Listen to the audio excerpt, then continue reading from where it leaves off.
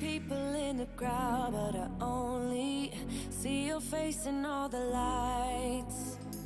And as the bass keep pounding on me, baby, I really wanna make you mine. I don't really care about love. I don't really care about happy ever afters. Something about you gives me hope. Something about you, yeah.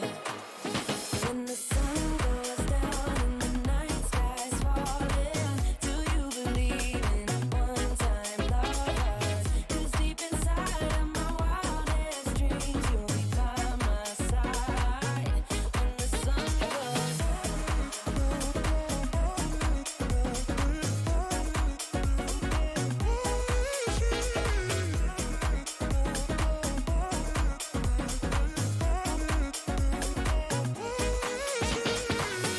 city dancing through the night, but I'm not there. You've got me soaring in the clouds, and as the ocean is surrounding me, baby, I'm sure we lost track of time. I don't really care about love. I don't really care about happy ever afters. Something about you gives me hope. Something about you, yeah. When the sun goes down and the night sky's falling, do you believe in one-time lovers? 'Cause deep inside of my wildest dreams, you'll be by my side when the sun goes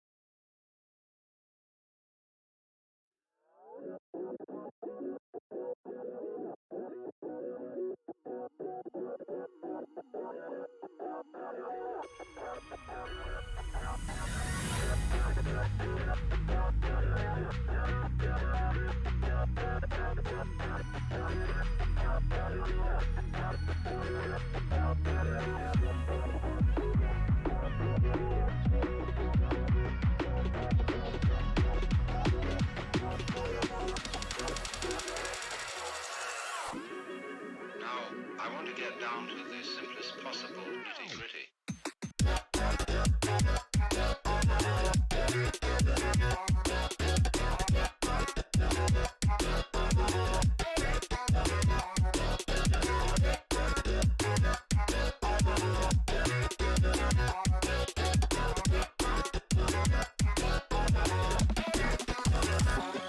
Get down.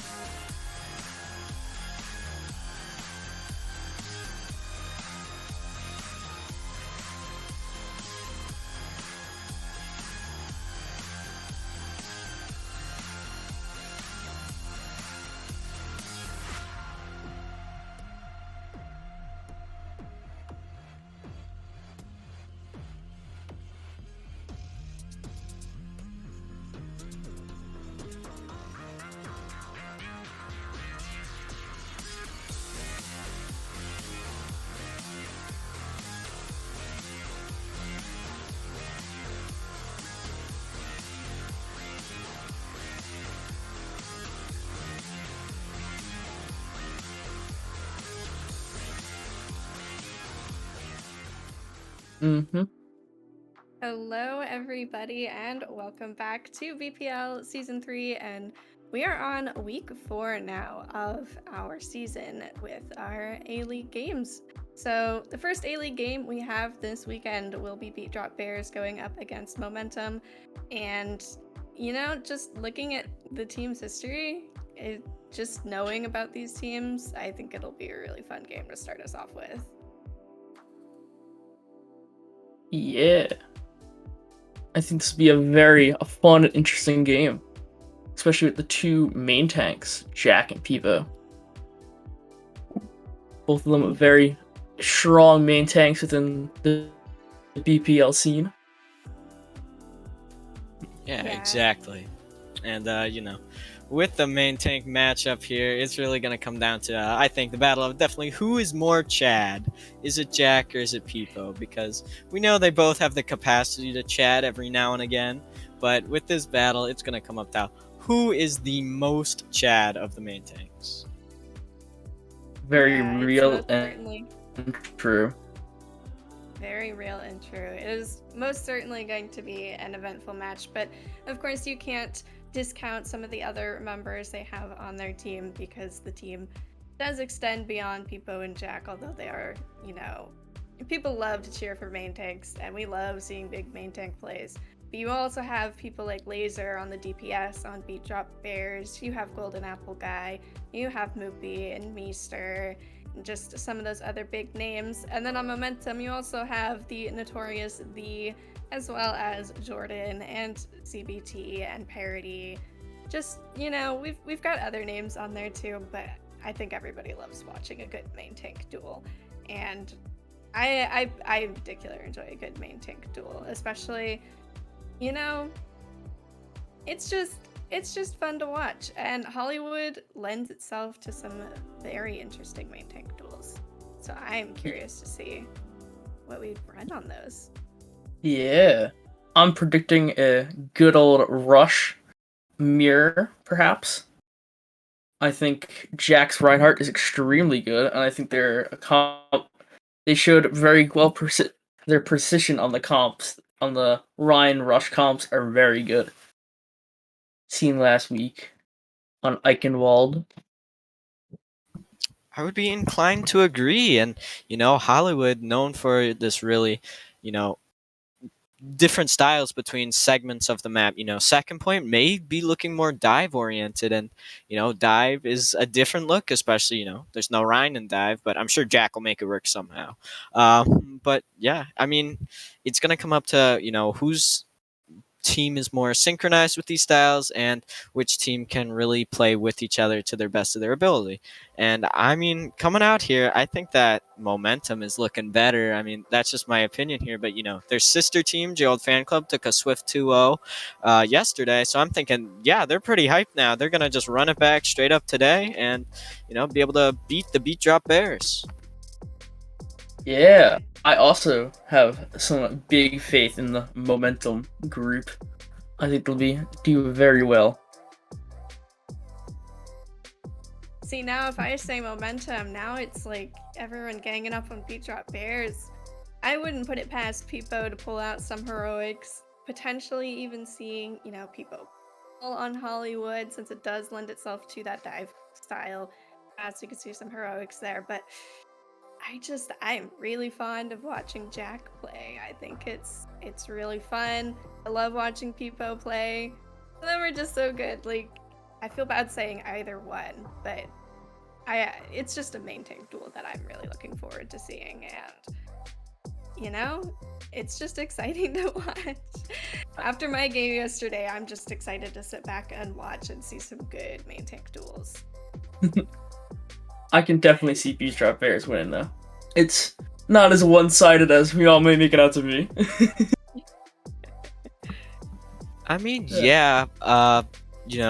we saw Beat Drop Bears lose to Zenith or beat Zenith, I'm sorry, in the first week, and then afterwards they lost to Summit, which is obviously a really good team, and then lose to Cowabunga, who I'm not really sure if we think of as a top tier team just yet. But on the flip side, we've seen Momentum go toe to toe with Fallout. That game last week was, whew, what a banger. And unfortunately, they did lose, but I think they made it close enough for them to keep this status as one of the top tier teams coming up in these next couple weeks. Yeah. However, I do think it's interesting to note that, well, Momentum has beaten Cowabunga in a 2-0. Beach Up Bears did lose to Cowabunga. So that's a nice little neat comparison we got there. Hopefully, after this match, I mean, one will end up 2-2, so that's pretty neat for them. Good for them. Yeah, and I think especially when we saw Momentum's first game going against Cowabunga, you know, we saw the funny strats being pulled out, and we just, you know, some people wrote off Cowabunga. Thought, you know, maybe they're not that great of a team. Maybe Momentum was playing silly because they knew it wasn't going to be a great game. But I think that's just Jack. I think that's just Jack and his team environment, and I love to see it. It's always so much fun to watch, and they still proved that, you know, they're of course playing seriously because it was an extremely close game against Fallout the week prior. And then, you know, Cowabunga taking down Beat Drop Bears, showing that they're not a team to look past either. So I think going into this, it could honestly go either way. I love to see Momentum and their, as some would say, funny comps, their different rollouts and different, what I like to imagine are concoctions of Jack's brain that we get to see played out on the field, as well as the enemy team being led by Pipo, a very well-known and well-respected main tank for a lot of good reasons, of course. Yeah. I also enjoy the funky comps. I always find those neat to watch.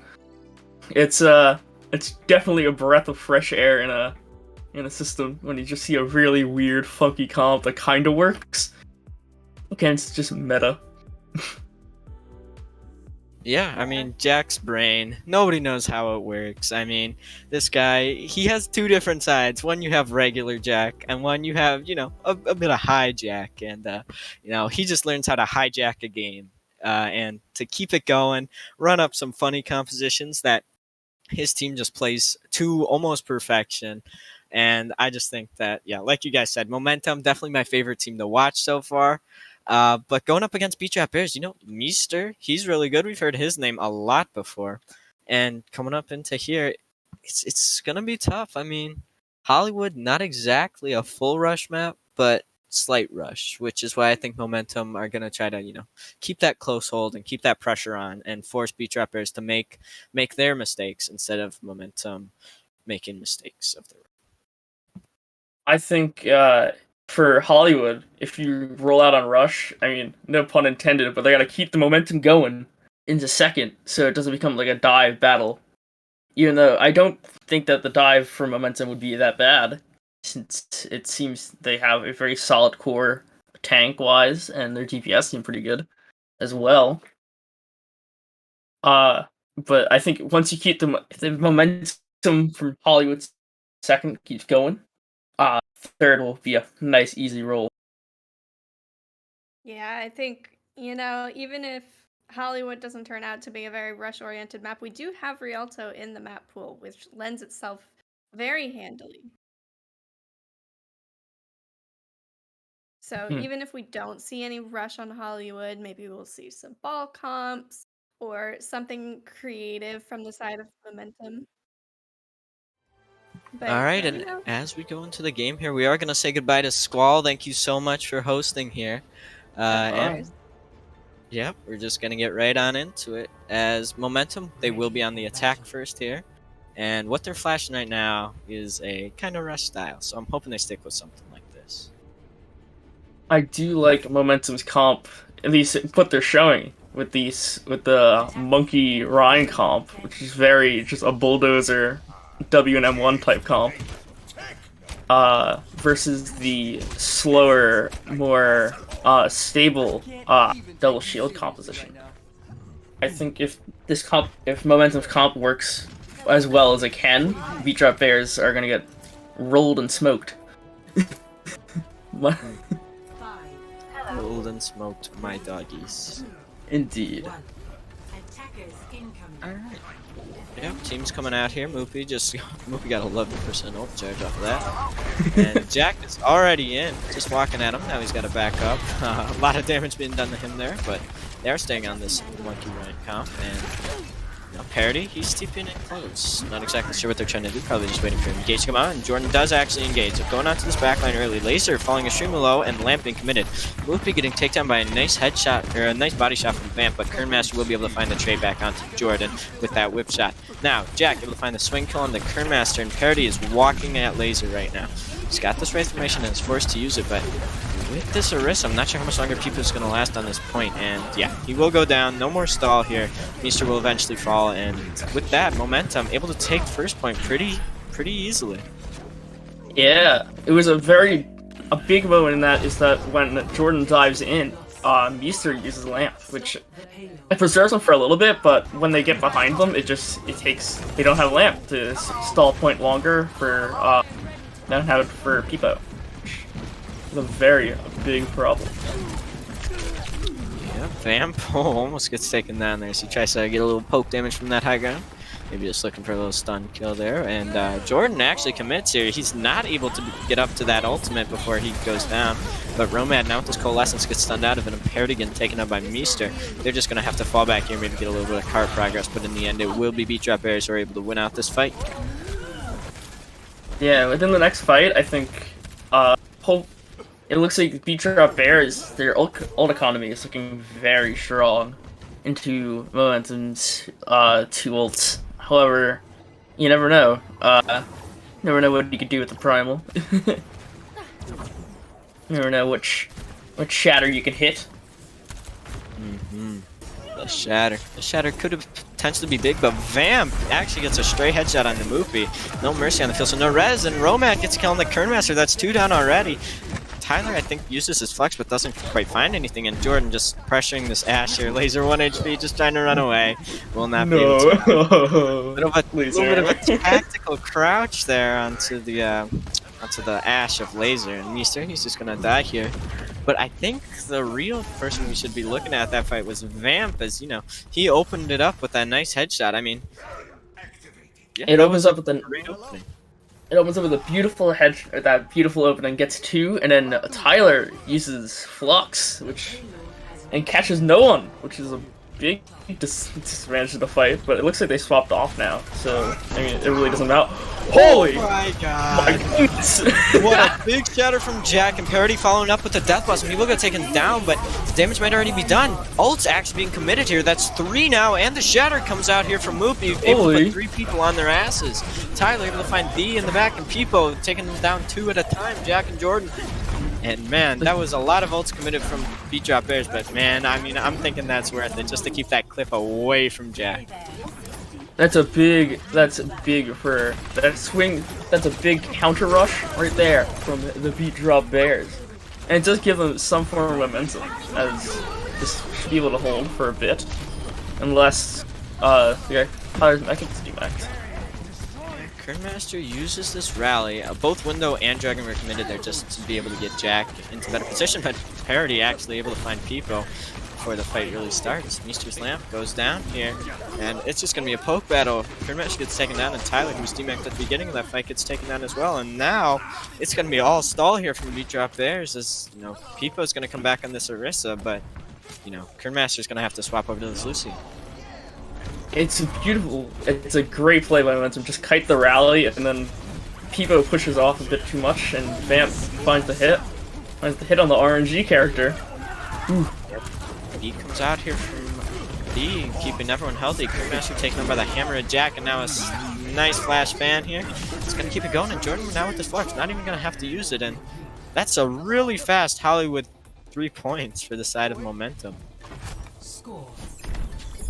Yeah, keeping the momentum. 3-second really just helps so much. Total, like, 2 fights taken throughout, like, first, second, and third. Crazy fast pace set by Momentum.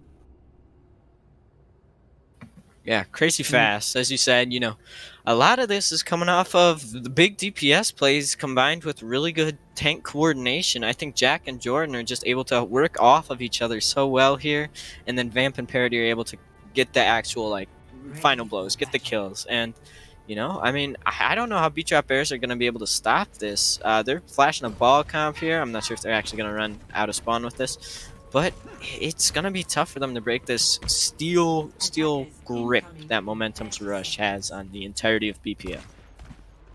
Indeed, I don't think the ball comp will be that bad into this rush comp, but it all depends on if they can catch the Cassidy, since reasonably that's the only dive target that is remaining in this comp that they're running.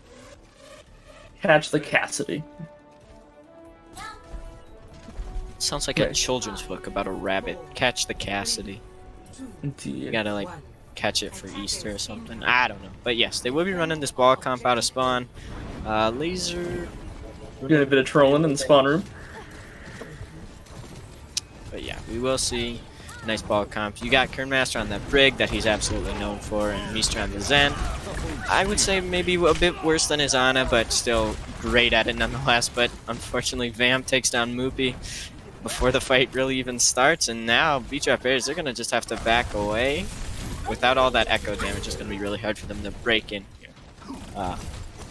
Yeah, and Moopy switching over to the Hanzo now. That's definitely going to help a bit. Give it more poke into the comp, into this dive composition. Yeah, I mean, the Hanzo Moopy, I thought his echo was pretty good, but unfortunately the double hit scan is a bit too much for that. Peepo now going on to the Soldier. He's got his cooldowns, but no, the teamwork there from Peepo and Laser was really good, really well thought out. Vamp will die with Tyler now pressuring Romad up top. He has the window, but Jordan gets demacked, excuse me, and Parody goes down to the micro missiles. Romad able to find a nice headshot on the Laser, and Jordan able to find Moopy, but with Peepo finding two onto Jordan and Romad, and now one more onto Jack. I think that fight's gonna go the way of Beat Drop Bears. Yeah, this is exactly what they need to do. They need to make the tempo even faster, like surround Momentum. Even with that pick onto Vamp is massive because that takes out a large chunk of their damage. And going to next fight, Momentum's almost in a neutral, with only like 2 ults coming up, compared to the Beat Drop Bears multiple 4, 5 ults coming up. Now they're walking in. This ball, Peepo's behind them already, and Trance forced out a Meester. Laser uses Pulse Bomb, doesn't quite find anything, but a lamp does come out here. Romad now on the back pedal, and Meester able to find a nice pick on the Vamp. Dragon finds Jack. Imagine dying to Dragons in 2021. Couldn't be me. Tyler finds kill on the Romad, and Meester a nice headshot there into Parody. And Laser's just cleaning up here. A really well thought out and executed fight there from Beat Drop Bears, using the most of all their abilities and ultimates. Crazy, the crazy, funky, quirky ball ult charge. Use ult in that fight radius 50 to another. It's it's a very well invested fight because next fight you have bomb, you have rally, you probably might have mines by then. But will it be able to stop the 6 ults coming up for Momentum? That is the question. Yeah, I don't know. Tyler, he got stunned out of boosters. That was a great little flashbang there from Parody. Jack and finish him off, and the Shatter comes out, doesn't quite find anything, as maybe Kernmaster was a little bit on elevated ground there, but yep, Momentum, they use the momentum they get off of that kill onto Tyler to just win that fight pretty fair and square, and this will be a reset for Beat Drop Bears. Now, I don't know, I was gonna say Jordan still demacked. And Jordan gets caught trying to go for a funky mech kill. And that might open things up a bit for Beat Drop Bears. Oh, what a pin! Are they going to be able to find Peepo here? Are they not? How do they not kill Peepo? Oh, I mean, they get Meester. Now Vamp uses the tack visor, able to find Laser. That was a bit of a misplay there. I mean, was it a misplay? I don't know. They win the fight anyway, so it's alright. And Vamp, you can hear his anthem all the way across the map. This guy, when he's in the game, he is making a difference. And Jack able to find a pin kill on the Moopy somehow, and Peepo rolling in. Oh my god, Peepo! Oh my god. Bit of a Peepy pooped. Yeah, not exactly sure what was going on in his mind there. PP pooped out of existence. Unfortunate, really. But going on to the next fight, this is Ides ult economy. This is looking very. This should look strong for B drop. Vamp gets stuck here. It's coming up. 5 ults already. So as long as no one should be fine. Yeah, a great stick, and then a nice melee kill on the D from Laser. This guy, he's opening the fight up all by himself. He will get taken down with the micro misses to Jordan, but the window is committed here. Romad gets ground pounded, but Jack's fire strike up to find Tyler. Pipo finds 2 here, one onto Romad, one onto Parody, but Jordan answers back with a few good headshots on the Moopy. Now, Pipo with these mines, will he choose to commit them here? Jack being quite low, I'm not sure if he will. Transcendence from Easter is used, but Jordan somehow able to melee Kernmaster through that? I'm not exactly sure what happened there. Now, Pipo's still alive, but no one's really looking at him. But with this Genji from Vamp, I mean, this fight is so back and forth already. This fight is a big expenditure ult-wise. It's a big, but as long as they continue this momentum, keep the pace going, they should be fine going and heading to the next fight. Yeah, maybe not anymore. Romad and D got taken down there, and then Jordan afterwards.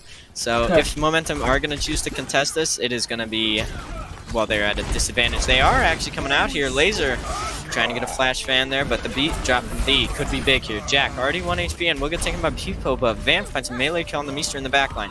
Now, remake kill onto Vamp. That's gonna leave a mark here, and the bomb committed here from Jordan. It's just up in the air. They're gonna be able to hide from that. Nomad. Oh, another squish! Oh, 2 squishes in this fight. One from both. It was a nice eat there from Jordan, but I doubt it's gonna make a difference as Laser takes down Lee and Tyler takes down Parody. Moopy's still alive. Tons of damage into this fight. Tyler gets a headshot on the Jordan, and Moopy finds Jack. Put on the back foot right off the bat of that fight. I believe Kernmaster or Laser flashed or stunned Jack out of Shatter, and that just threw him on a back foot right off the bat. Which is just such a shame. Quite unfortunate for the Momentum Squadron. Yep. Absolutely. Now Pipo going in, he's 1 HP, is gonna die here? No, he's able to get the Mega, and Moopy finds a kill into D. He's been dying a lot these past few fights. He's just getting focused down really hard here. They know how important he is to the team, and Jack, he goes down too, but Meester still just to use Transcendence, even with Kernmaster using the rally. Maybe a bit of a miscommunication there. Already able to find Laser, but the fight is going the way of beat drop theirs, with only 1 minute remaining to close out this Hollywood attack. Well, hopefully they even get the opportunity to finish with time, because if not, then this is Momentum's game to win. This is, I believe they'll have enough time to cap even with a fight happening, but it really depends on how well they stall. And holy, yeah, that's big from Kernmaster eliminating the alpha threat. The alpha threat of the Blade. Both Blade and Romad's window didn't really catch anything, but now with Parody's attack visor, is he going to be able to find anything? They're just kiting this really well. I don't think they're trying to cap the time here, but Laser peaks at the wrong time. Maybe just misjudged the length of that visor. I don't know, but he goes down, and now Momentum just going to be pushing forward. A nice punch here on the Kernmaster from Vamp. And, you know, when the gun's outside, you better be ready for Vamp to come and get you here. I mean, I don't know. It's gonna be tough. Jack, he's got this shatter. He's looking to get a nice little flank shatter. Bomb comes out here. I doubt it's gonna catch anything, especially with that B from knee. Does get bombed, but oh my lord, a 2-man shatter. No, 1-man shatter, able to find Laser. Vamp finds Meester in the backline too. Pipo just rolling through, seeing what he can get done, and the bomb finds Kernmaster. Now, Vamp in the back is trying to get this Tracer, misses the initial punch, but follow-up damage will be there, and Pipo goes down. Pulse Bomb comes out here from Moopy, doesn't find anything, and headshots from Romad. That's going to be it. Map 1 is going to go to Momentum. Yeah, big stagger kills just before the fight even starts, getting Kernmaster, and just that sets him so far back. There's a big 1-man shatter, as Super would say, a momentum-changing shatter even. It just brings him so much closer to that victory. Yeah, and big play by Vamp, aiming in a direction. Let's go. Yeah, let's go, man. I mean, momentum winning this map is really big because next map is Rialto, and Rialto, as we know, rush heavy map. You can just run rush there and it works really well. So Beat Drop Bears losing Hollywood might just mean a loss here, but I wouldn't count them out just yet. With what they have to work with Kernmaster coming out with some actually gigantic plays to keep his team in this game. I think that they will be able to maybe make a stand here and maybe just defy some expectations to be able to win and just come back, reverse sweep, 2-1 victory. Yeah. However, we didn't see on Hollywood Beat Drop Bears rushing. So if we do end up seeing, this will be a first sighting, at least in this match, of Beat Drop Bears rush into Momentum's rush. So who knows? Maybe Beat Drop Bears is just like the hidden gem rush talent. I mean, yeah. I don't think anyone could have said it better. Beat Drop Bears, they got the talent. They just got to put it all together, and it's a team game. They got to play as a team. They can't just rely on hero players from either like Peepo or, as I said, Kernmaster, and or Laser even. Laser was doing big things there too. I just think he got outshined by the DPS of Momentum with both Vamp and Parity coming in clutch, absolutely clutch gamers.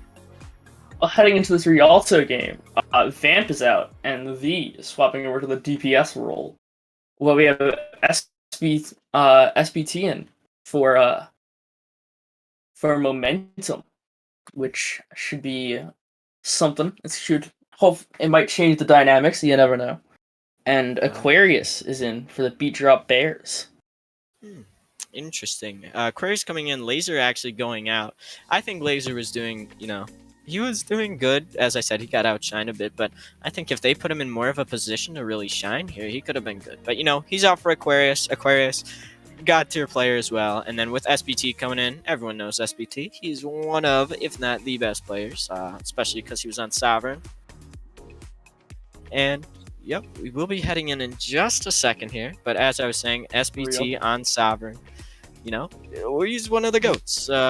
Or one of the deer, I guess. I don't know how to really draw that in altogether. Oh my god, your camera. Okay, you turned into like a fucking ghost for me for a second there. It's just Halloween themed. It's just scary low quality. Scary low quality. Ooh.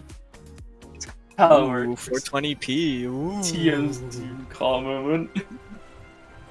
Alright. Yep, it's coming in here. Pretty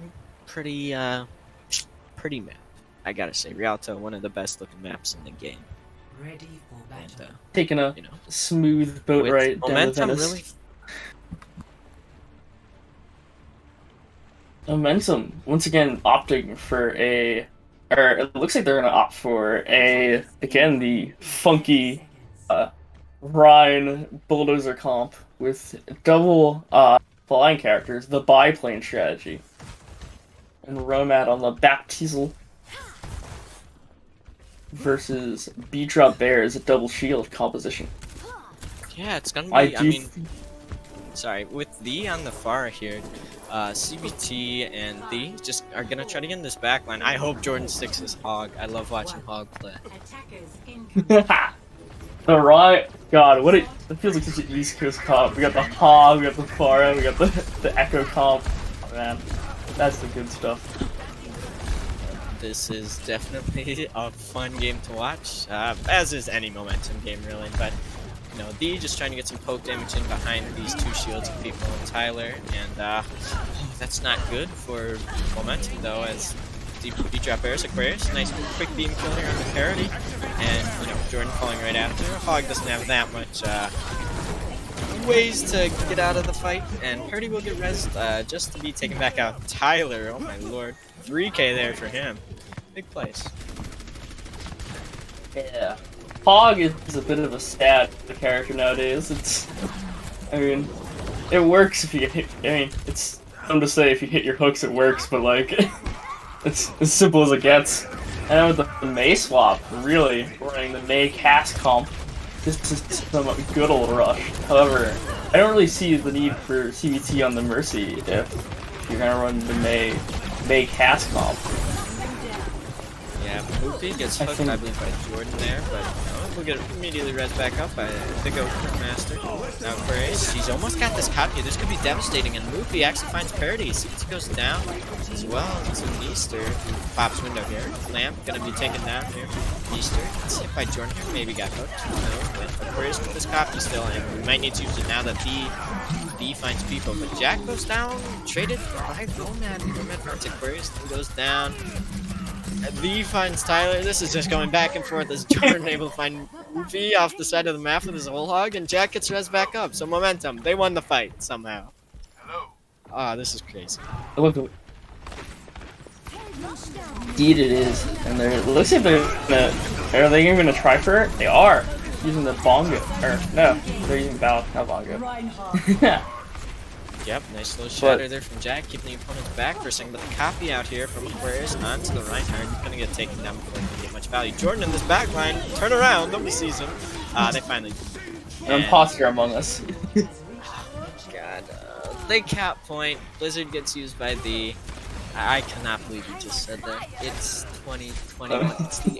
It's almost Halloween 2021, and you said the funny words.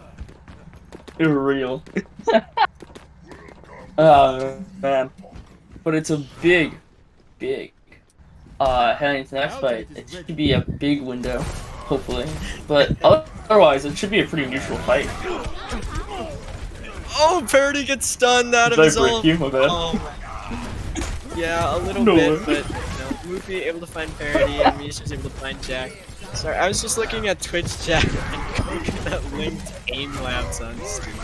I was just laughing at that. But now we have Peepo pushing up here. Actually, the whole team pushing up. Hopefully the mech stays up here. It will not. Tyler gets demeched. And now Peepo is going for a bit of a ride. Maybe a bit out of position. He's just going to try to probably group someone off. He's not going to be able to find him. But yeah, that overextension now allows momentum to walk up, get some card control, have Jordan swivel around to Grimmaster and Meester fall, so no more supports. The health they have is the health they, are gonna probably die with. Fortunate. But now, B-Trap Bear is moving on to a rush, and now it's a Ryan Diva versus Ryan Sigma type situation, and Sigma's just do it all. Like, Swiss Army knife type. Oh, what is tank. this? Oh, what the hell? Oh my god. Into the back line. Doesn't find anything about that shatter. Actually does. 3K, 2 with the fire strike. Oh, it's just Jack things. Just Jack things at this point. Blizzard is committed by the Parody. He's going to be able to find Meester on the other side. Card is going to get stalled out here by both Tyler and Aquarius, but, oh, well, nice, but goodbye. Kermit is gone. Holy, what a big bomb. Behind you now, just got a remake. Is going to be able to find CBT? Yes, he will. Ooh. They've managed to flip the momentum off of maybe some lackadaisical performance here for momentum. Traded Ryan charges. Yeah, traded Ryan charges there, and now with only a minute left, Tyler, the cleanup god. I don't know how he does it, but he just managed to get 3 there, and yeah. That was another odd fight, as I've said a lot for these two teams. I mean, it's just crazy. Quite a big stall coming out from B-Trap Bears, which just negates Jack's 5-man shatter, 4-man shatter, and oh, I thought they were gonna go over the top. Wait, maybe? They are! And they left Jordan alone. Oh no, Jordan's got that ult. He was like, yeah, I know this is gonna happen. I'm gonna save my ult for this. And it works out, but not for Parody or for Ooh, a biggie by Jordan, finding Aquarius. Yep. Jordan manages to slurp up Aquarius' ult, but 2 of his teammates go down in the mix, and now that Jack's dead from the Goat Meester, I mean, not much is going to be left here for momentum to salvage, and this is most likely going to be the last fight here for them. It's going to be if they win or lose, and we see Parody actually swap over to the Symmetra here. It's probably just to have the funky TP so they can get back to fight faster, and for at least until we get to overtime. Actually, no, they're gonna. Oh, he gets the pin. Oh, and the Blizzard gets eaten. Both Blizzards get eaten, and Peepo just lays Jack out. Devastating. That was absolutely devastating. I mean, both off tanks showing why they're some of the best in the league. They just managed to eat both blizzards, and The locking yeah, the Bastion. Bastion. Oh my God, what is this game devolved into? This is HE double hockey sticks for any coordinated teams. And now, Momentum, they wrap around to card here. Stair control is still for Beat-Drop Bears, and now with this window, they're going to have a lot better positioning. But Jack gets the shatter off, misses the pole. That's enough. The able to find Moopy, and this Bastion, it's paying off. Jordan able to find Tyler, but the bottom of the back finds Roman, and People finds two, both Jack and CBT. Oh my, what a turn of events is now Bastion getting brought down to its knees by the pin of Peepo, and Easter with the kill out of parity. That fight was looking so good for Momentum, but they just couldn't get it done with Peepo still alive. And now Beat-Drop Bears, they're going to be able to hold Momentum to second point. Indeed, they just got held in the zone that you just can't do it. Rishu plus Punku Bastion better. Unfortunate. We're forgetting the Mini Bastion. Mini Bastion is best Bastion.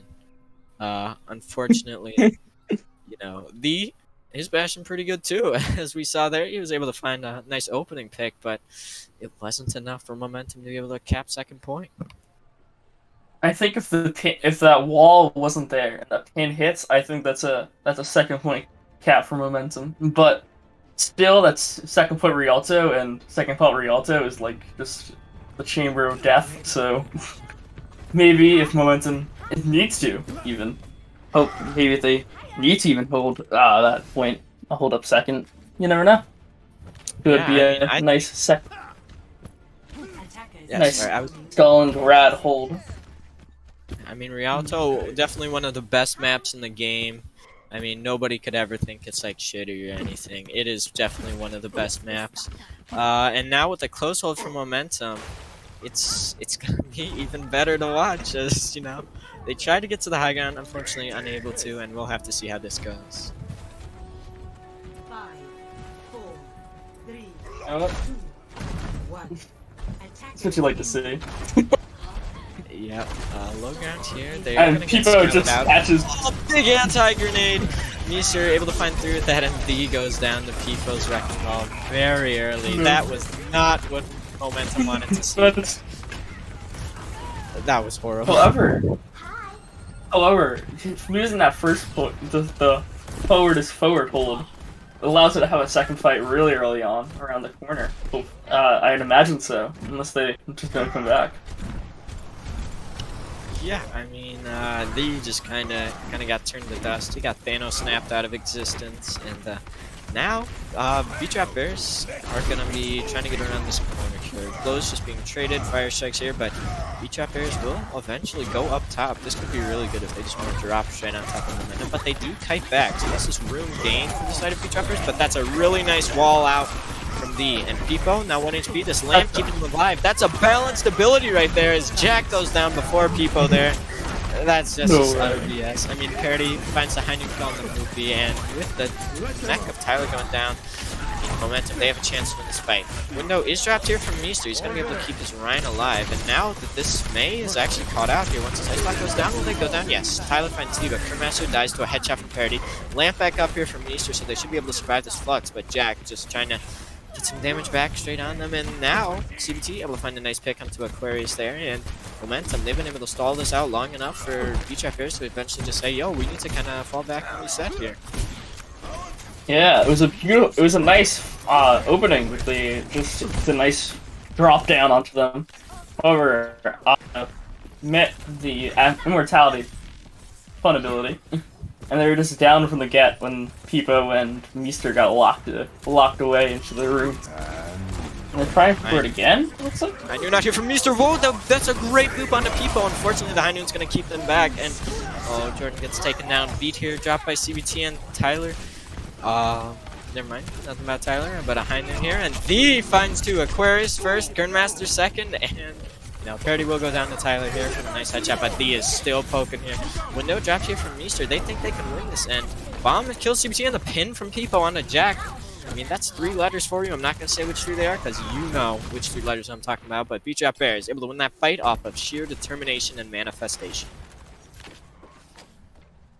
But yeah, It was a big investment by Beecher Bears to try and win it over, but it looks like it's working. But will Momentum even have a chance to? They will have a chance to recontest the high noon cast. Maybe an odd window here as Tyler finds Jordan. I think that window was a bit too far up for Nomad. Maybe an accidental press, but both the tanks go down. Jack dies. Peepo actually dies, but Tyler doing what he does best. He's cleaning shit up with headshots now from Meester and to Parody. That will be first point capped by Beat-Drop Bears. Call Tyler a mop because he be cleaning up. Yeah. Exactly. Nice mayhem homestand spray there. Very cool. There. Peepo getting. Ooh. Very good wall, actually. Peepo just barely living. I knew now committed, I think. Fatality Just, field. it's just to keep them off of Peepo, stop them from dropping, just killing the main tank immediately. But Meester will go down. Bit of a odd positioning from him, but Shatter will be dropped. And Jack. a nice 180, but nope. Very nice. They still win the fight anyways. Yep. And TBT's off the map. Yep. CBT. I guess he just froze on Rough. the deer and headlights, but able to do a wee bit of trolling, mate, in it. A wee bit. Just the keyboard got unplugged on it. Yes. Accidentally kicked the cords out. But that's okay. Yeah. Dropped here from Easter. Oh, that's a great wall out from Aquarius. It's gonna force the Lamb and the Shatter here. It's a big Shatter, but the Blizzard gets eaten by Tyler. Jack now off the map, but he takes Peepo with him. A great wall here to stop any aggression, and that beat drop is now done for Crewmaster. Loopy's just poking in from above, able to get damage down, and Jordan, he's dead, but Aquarius dies to a nice headshot from Lee. Now up top, oh my lord! That was a great kill onto Romad, but ults are gonna favor momentum here. And Tyler, Parody. Beat drop Bears. Tyler, Back. doing CBT way drops too the much. This is like the last fight. A nice pin out here from Jack on the Peepo, but Jack will die. CBG dies as well. Now there's going to be one more fight available here for momentum before they just lose this map. There's a big E also by Tyler onto these Blizzard, and it looks like they're gonna get a contest. But it may not last that long, the contest. Oh my as god! they it get did zoned not off. last that long. Oh, that was so sad. Tyler lost his mech, then no one else touched. That's a bit unfortunate. And it's all tied up 1-1. I didn't think Beat Drop Bears would be able to do it on such a rush-heavy map, but you know they were able to do it, and they did it pretty damn well. Not even letting momentum get to third point. I think you have to give props to Tyler, as he was just insanely good here, as you see here. Oh my lord. On feet like butter on toast. It's insane. This guy, nuts even. Yeah, and He's just a mop. The mop, Tyler the mop. As we have lost the face cam from TM26. Unfortunate. I died. Unfortunate. He's perished. Been whisked away into nothing more than a profile picture and a maroon background. But we will go into third map. And, you know, third map will be, I believe, Lee Jang. Yes, Lee Jang Tower. A very heavy rush map, and we saw how their rushes compared, and I think that's a very even matchup. I don't know who's taking that one. I do not know. I do not know, nor do I have any preference to who wins, but I'm thinking that momentum, they need to maybe step away from the momentum type of stuff and just go forward, because momentum, they got one of the best tank lines, they got one of the best, you know, everything. And yeah, we're gonna see the actually go back to main support, so that'll mean CBT is out, I believe, and Vamp is back in, which I fully agree with. I think that Vamp is doing really good, and you know, CBT maybe could have been doing a little bit more there. Unfortunately, no changes from Beat Drop Bears, but as we saw from that map, they don't need any changes. They can just run it up straight on the Lee Jang and should be able to maybe pull out a win. I know you said that momentum shouldn't be a thing right now, but Caden needs content, so go get him, Chief. I believe. But other than that, I think I think I kind of agree with you that they shouldn't meme a bit, but it should be fine. They should be able to dominate the neutral as one would expect, or might expect. I don't know if they would exactly 100% expect it. I mean, you can't 100% expect anything, as we saw Beat Drop Bears pull out a really good win there, and Li Jiang, known for a bunch of different styles, especially Rush. I hate to say it, but it's very prevalent on most of these Li Jiang sections. So Beat Drop Bears, if they figured something out to counter Momentum's Rush like they did on Rialto, I'd say they have a good chance of actually taking Li Jiang here and eventually pulling out the win. All right. All right. We are going to head in just 1 second here. Going in here, Vamp back in. It's gonna, go back to the winning roster, so the Hollywood roster for Momentum, and then the winning roster from Beat Drop Bears, the Rialto roster. And, it's just gonna be a clash of the best to see who is gonna be the 2-2 team for this upcoming week of a Bad Pachamari League Halloween edition, as you can see from the nice little Yeah. overlays. We got blood. Ooh. Blood, and then we got a little thing in the corner for player icons. Very cute. And then up top by week 4, first to 2, you got a few bats and a nice full moon there. Yep, I mean, it's pretty good. And our first map will be Control Center here. So yeah, Aquarius on the Junkrat. I know all the Cadence in the chat probably gonna like that pick. And yeah, just standard rush here. I'm actually leaning towards Momentums. I like the Sigma on this map much better, but I know some people prefer the Diva. Well, I'm more of a Sigma enjoyer myself. But I think that the Junkrat from Aquarius is better. So it's gonna come down to individual play. Yeah, I agree to a degree. However, I think Beat Drop Bears will just have the better rush because they have Junkrat, and Junkrat's the funky character that can just destroy your rush with the funky little spam. And Jack precarious position. Boy. Taken out by a Fire Strike. Loopy falls low, but a nice little land here. So keep him alive. Now with the Reinhardt down, Beat Drop Bear should have time to move in here, but no, Meester. I mean, he's cleaning up, but Momentum had a few picks of their own, including Romad onto Meester. Now, this was all turned by Momentum. A few really good plays there from the support line. Actually, the popped really, really hard there. I mean, wow. maybe Right off that. Maybe it was. Right on PS again. Yeah. Indeed. Heading into this next fight, though, I mean, Beat Drop Bears should. Oh, never mind. Just Yeah, no. Fight Not over. with the Corners going down that area. I mean, oh, what a TPD! And does the pin find anything? It does not, but Jack wins back. Unfortunately, Easter Slam stops him from getting much value, but Wall had to be committed here for Momentum. And I do say that they have the numbers to beat this fight without Jack, especially now with Ringmaster going down on that loose. It's going to be really hard. They do Wall, but Gravitic Flux here from Jordan. Jordan's so good with these all day. Just pushing up here, and Mind Pin wasn't quite finding anything, but this is why the Sigma's so much better. There's such long poke phases here. And now D just looking to boop someone in. They're actually going to amp speed it. D going around, looking for a boop, does he find it? No, he just need to get a little bit closer. That's just unfortunate, but there it is. Drop it a down. big beat. Jax gets blocked there, and Shadow gets blocked, excuse me.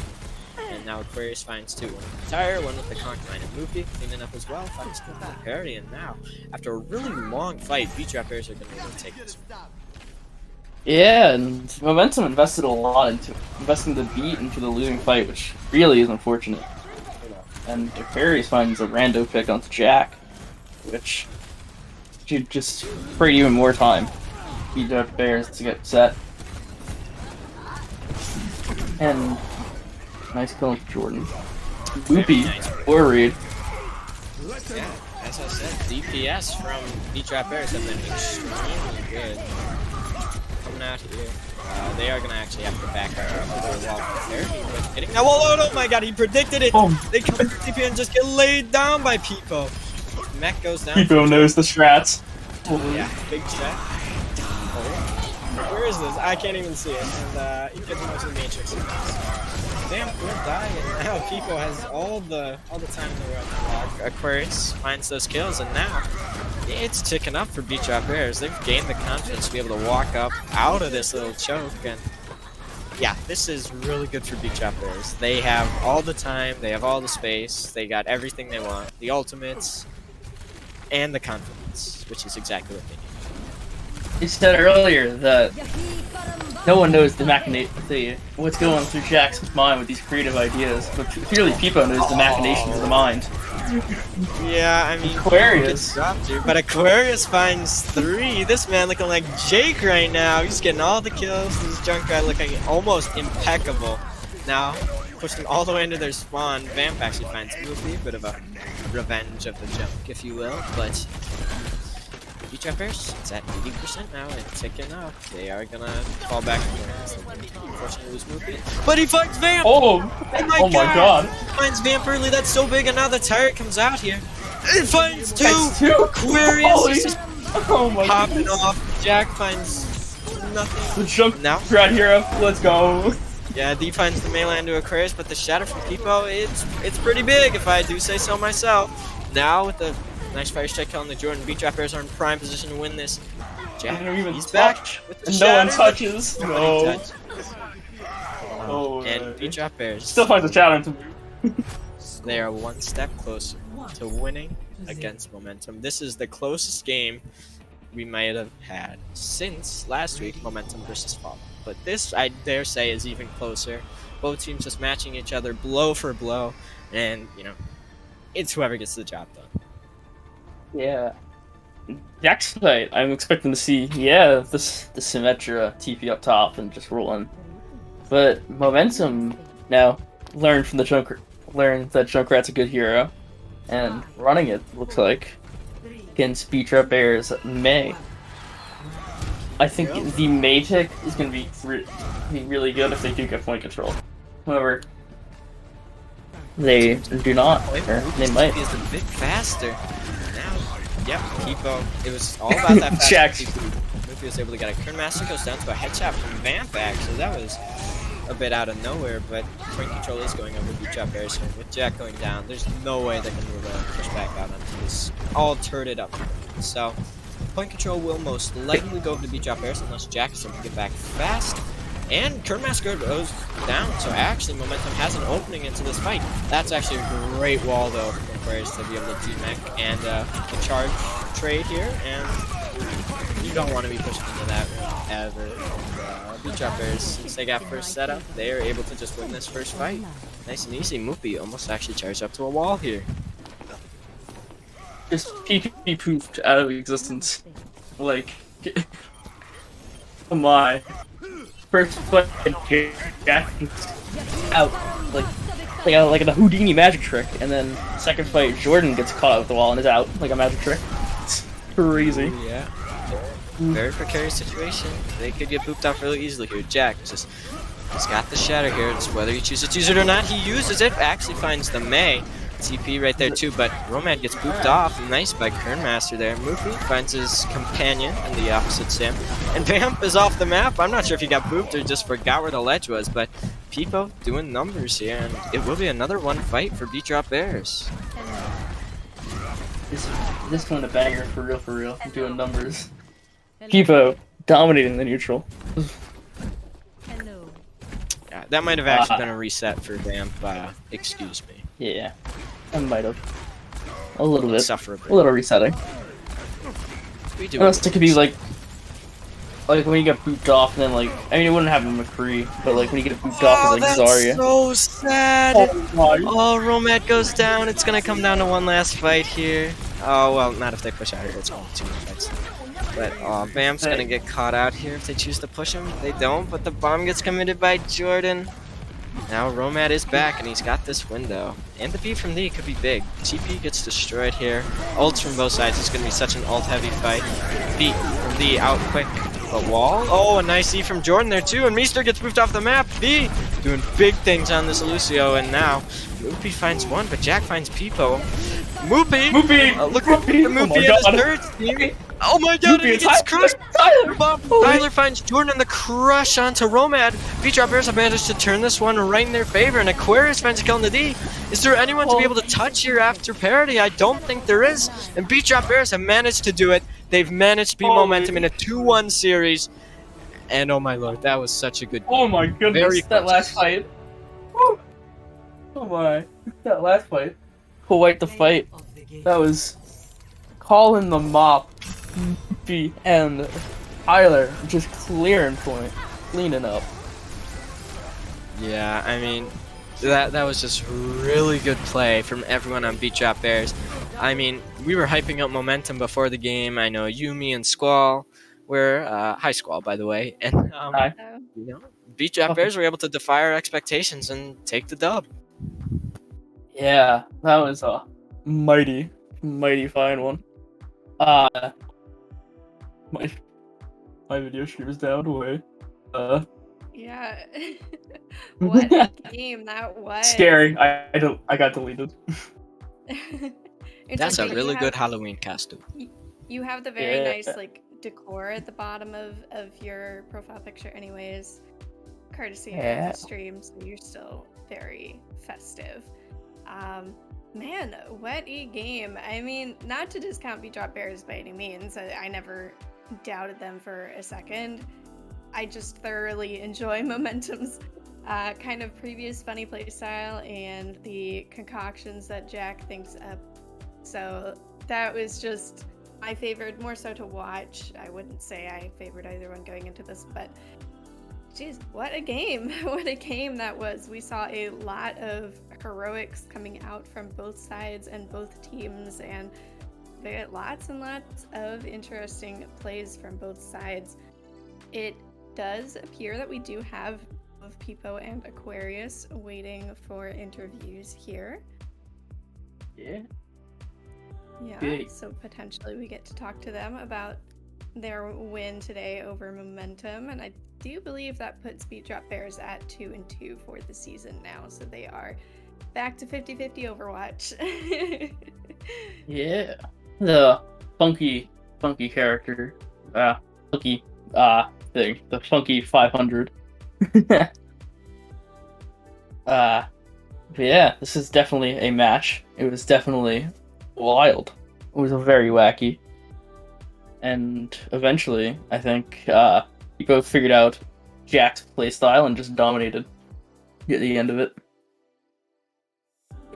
Yeah, I think it just comes down to, you know, when it's like evenly matched like this, it comes down to decisions or just players just really showing up some days, which I feel like is definitely what happened today with some of that. We saw Aquarius pulling off some massive heroics, Peepo, and even Tyler in that last fight kind of single-handedly almost turned that around. Like, the amount of work that both sides were able to do, it kind of just comes down to single fights a lot of the time, and that's just how it is on Control sometimes. Very great showing from both teams and very entertaining to watch. Yeah, and we do have both Aquarius and Peepo coming in for interviews. Hello. Hello, Aquarius. Hello, Peepo. Congratulations on your win today. How are you guys feeling? We won! Woo! Yeah. Finally! It's been a few weeks. It has been. It has been. Some Yeah, big with the plays break. from you guys today. Yeah, with the Yeah. break week, kind of, you know, put some extra time between your last win and this one, but you know, it was a very, very good showing from both teams. Aquarius and Peepo, you both, I mean, everyone of course knows Peepo and what you can do. You, of course, well known for a reason, but Aquarius especially, the Junkrat plays, oh man, that was insane to watch, to say the least. I enjoy me some good Junkrat plays. I got some tips from Wi-Fi. Oh yes. Dude, I just look at the kill feed and there'd just be a random kill from Aquarius, and you'd love to see it. That's my favorite thing. That's the funky Junkrat character coming in there. That's the funky player. Exactly.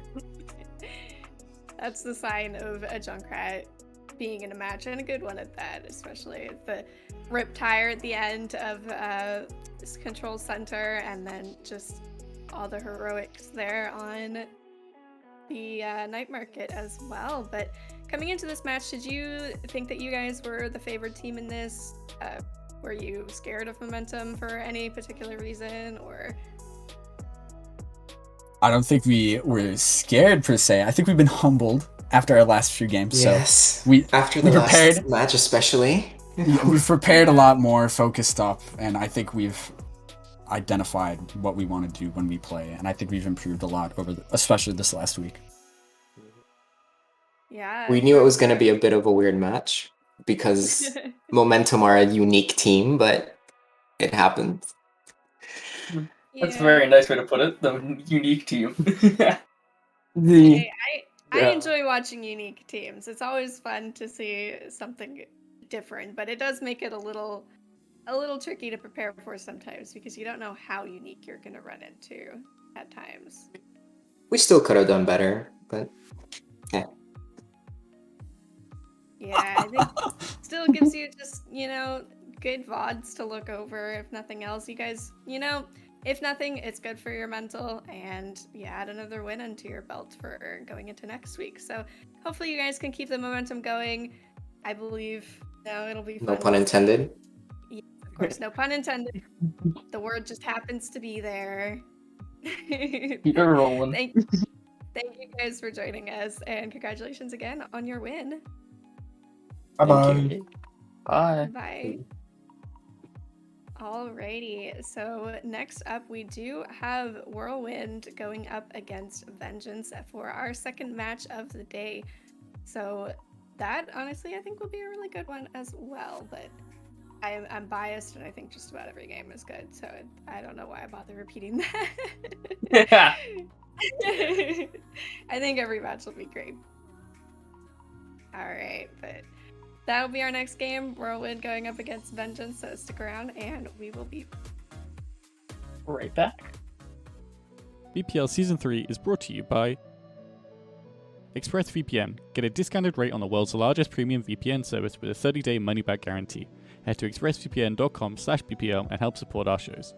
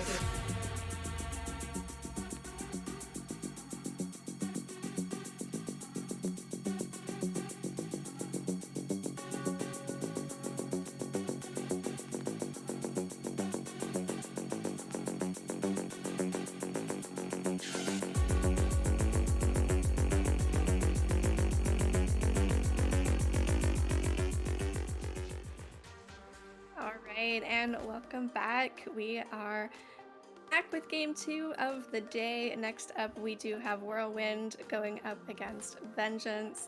Two teams that are both 2-1, and the only game that they have lost thus far has mutually been to Solomon Islands left. So, it's kind of we'll see which team kind of pulls ahead out of these two. They're both kind of up there on the standings, but they're not exactly top of the line either, So I definitely am excited to see this game. They both have the exact same record currently, both with math differential as well as games themselves.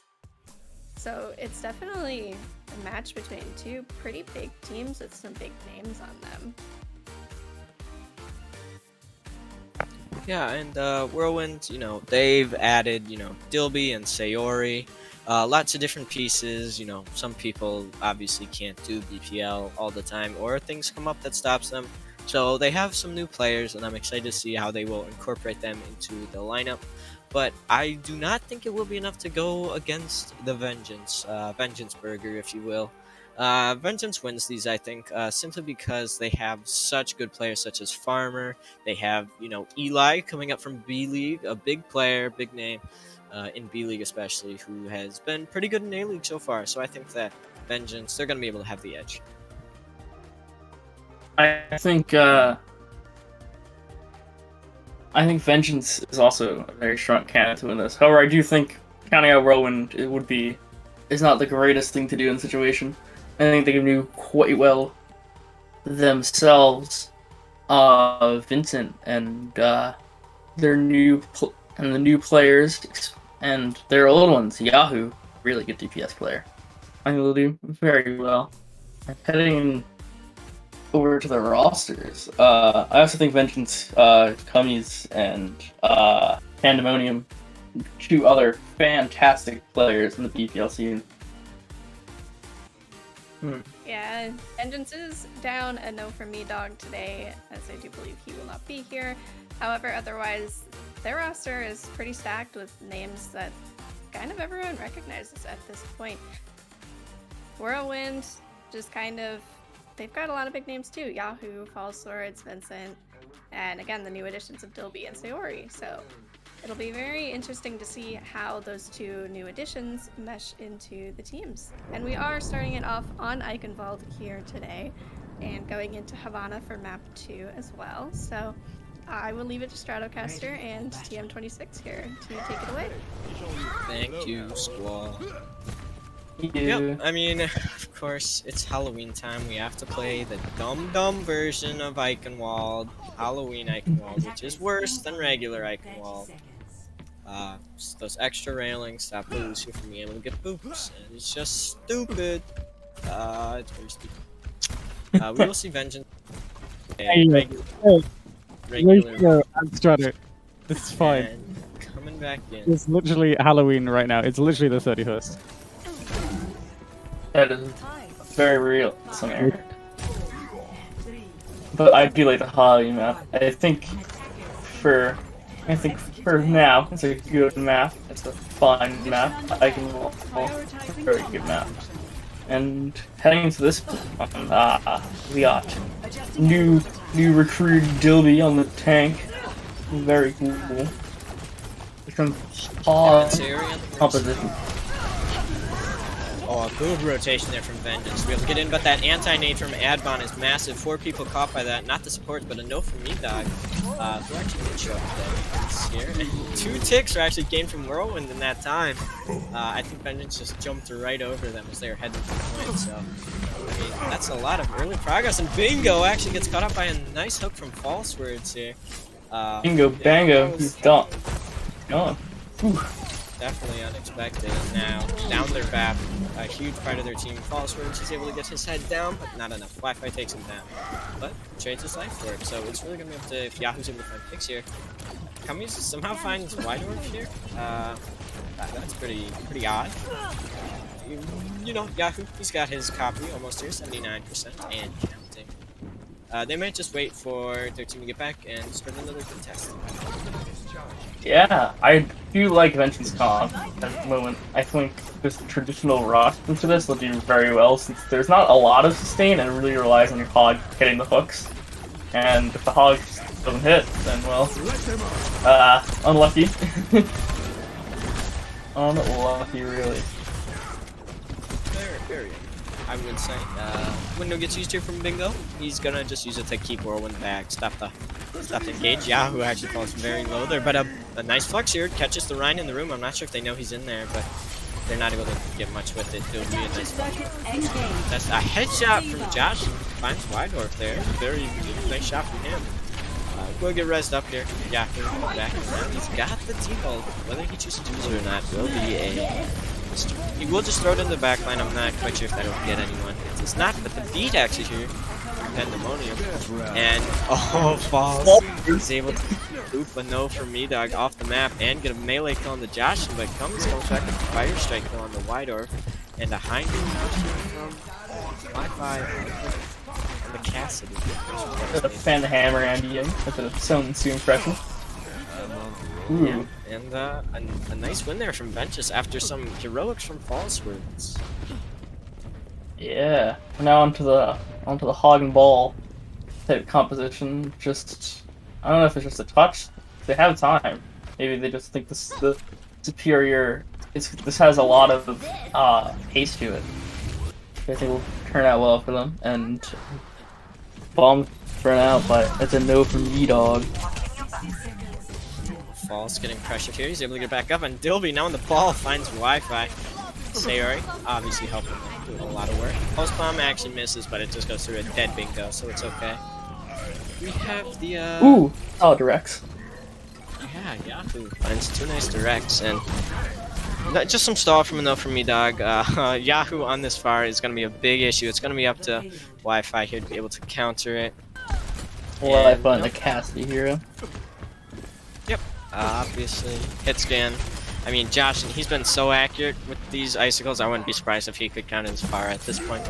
Whitehorn actually finds Bingo, so that's a big opening as the BAP is dead, and it's just Lucio heals, but not a lot of mobility here from Whirlwind's comp, especially the Ana and the Roadhog. So they're going to have to set up here, but Whitehorn actually finds another opening kill here onto Wi-Fi. And Yahoo's just going to be able to reign free here for a second. He's got this barrage. No one's actually poked out to use it here. They're just going to try to shuttle everyone back into spawn. Yahoo actually drops extremely low to the ground here and will get punished for it. Not exactly sure why he went that low to the ground. He ran out of fuel, I suppose. Out. Sayori is 1 HP. He pops the ult.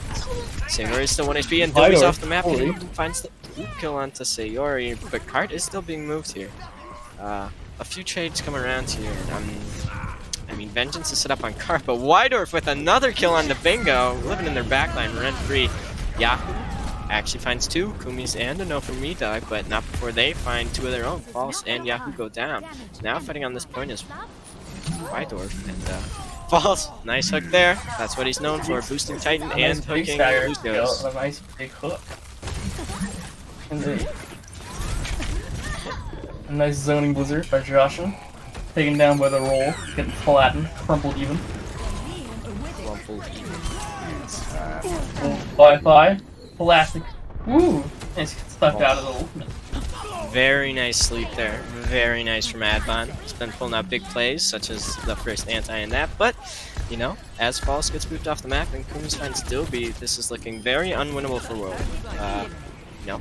A no from Dog's mech does go down, so maybe with a nice pick here, yeah, Yahoo might actually flip it over in their control now.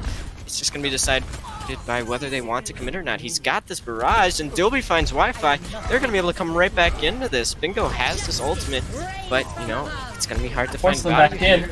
And a super a nice poop from Pandemonium. This guy looking like Toby out here, but stick here on 1 HP. Bingo finds a headshot onto Yahoo, and Wydorf goes down, but Yahoo will get res back out. Falsewords putting out a lot of damage with the shotgun here. It's gonna be a struggle for Vengeance to come back here, but you know, they got the players on the card. They might be able to do it, and yeah, it looks like that's exactly what they're doing. Wi-Fi finds Yahoo, and Avon goes down to Pandemonium, finds actually another into False. Pandemonium doing so good on the second point here. It really feels like he's in his element now. Wi-Fi finds killing the Dilby, and yeah, after a long fight, Whirlwind just have to reset here for one last touch. Pandemonium causing literal pandemonium on the cart, just killing everyone. But they should have a touch. Let's see what they do. Dilby getting melted, and looks like they're.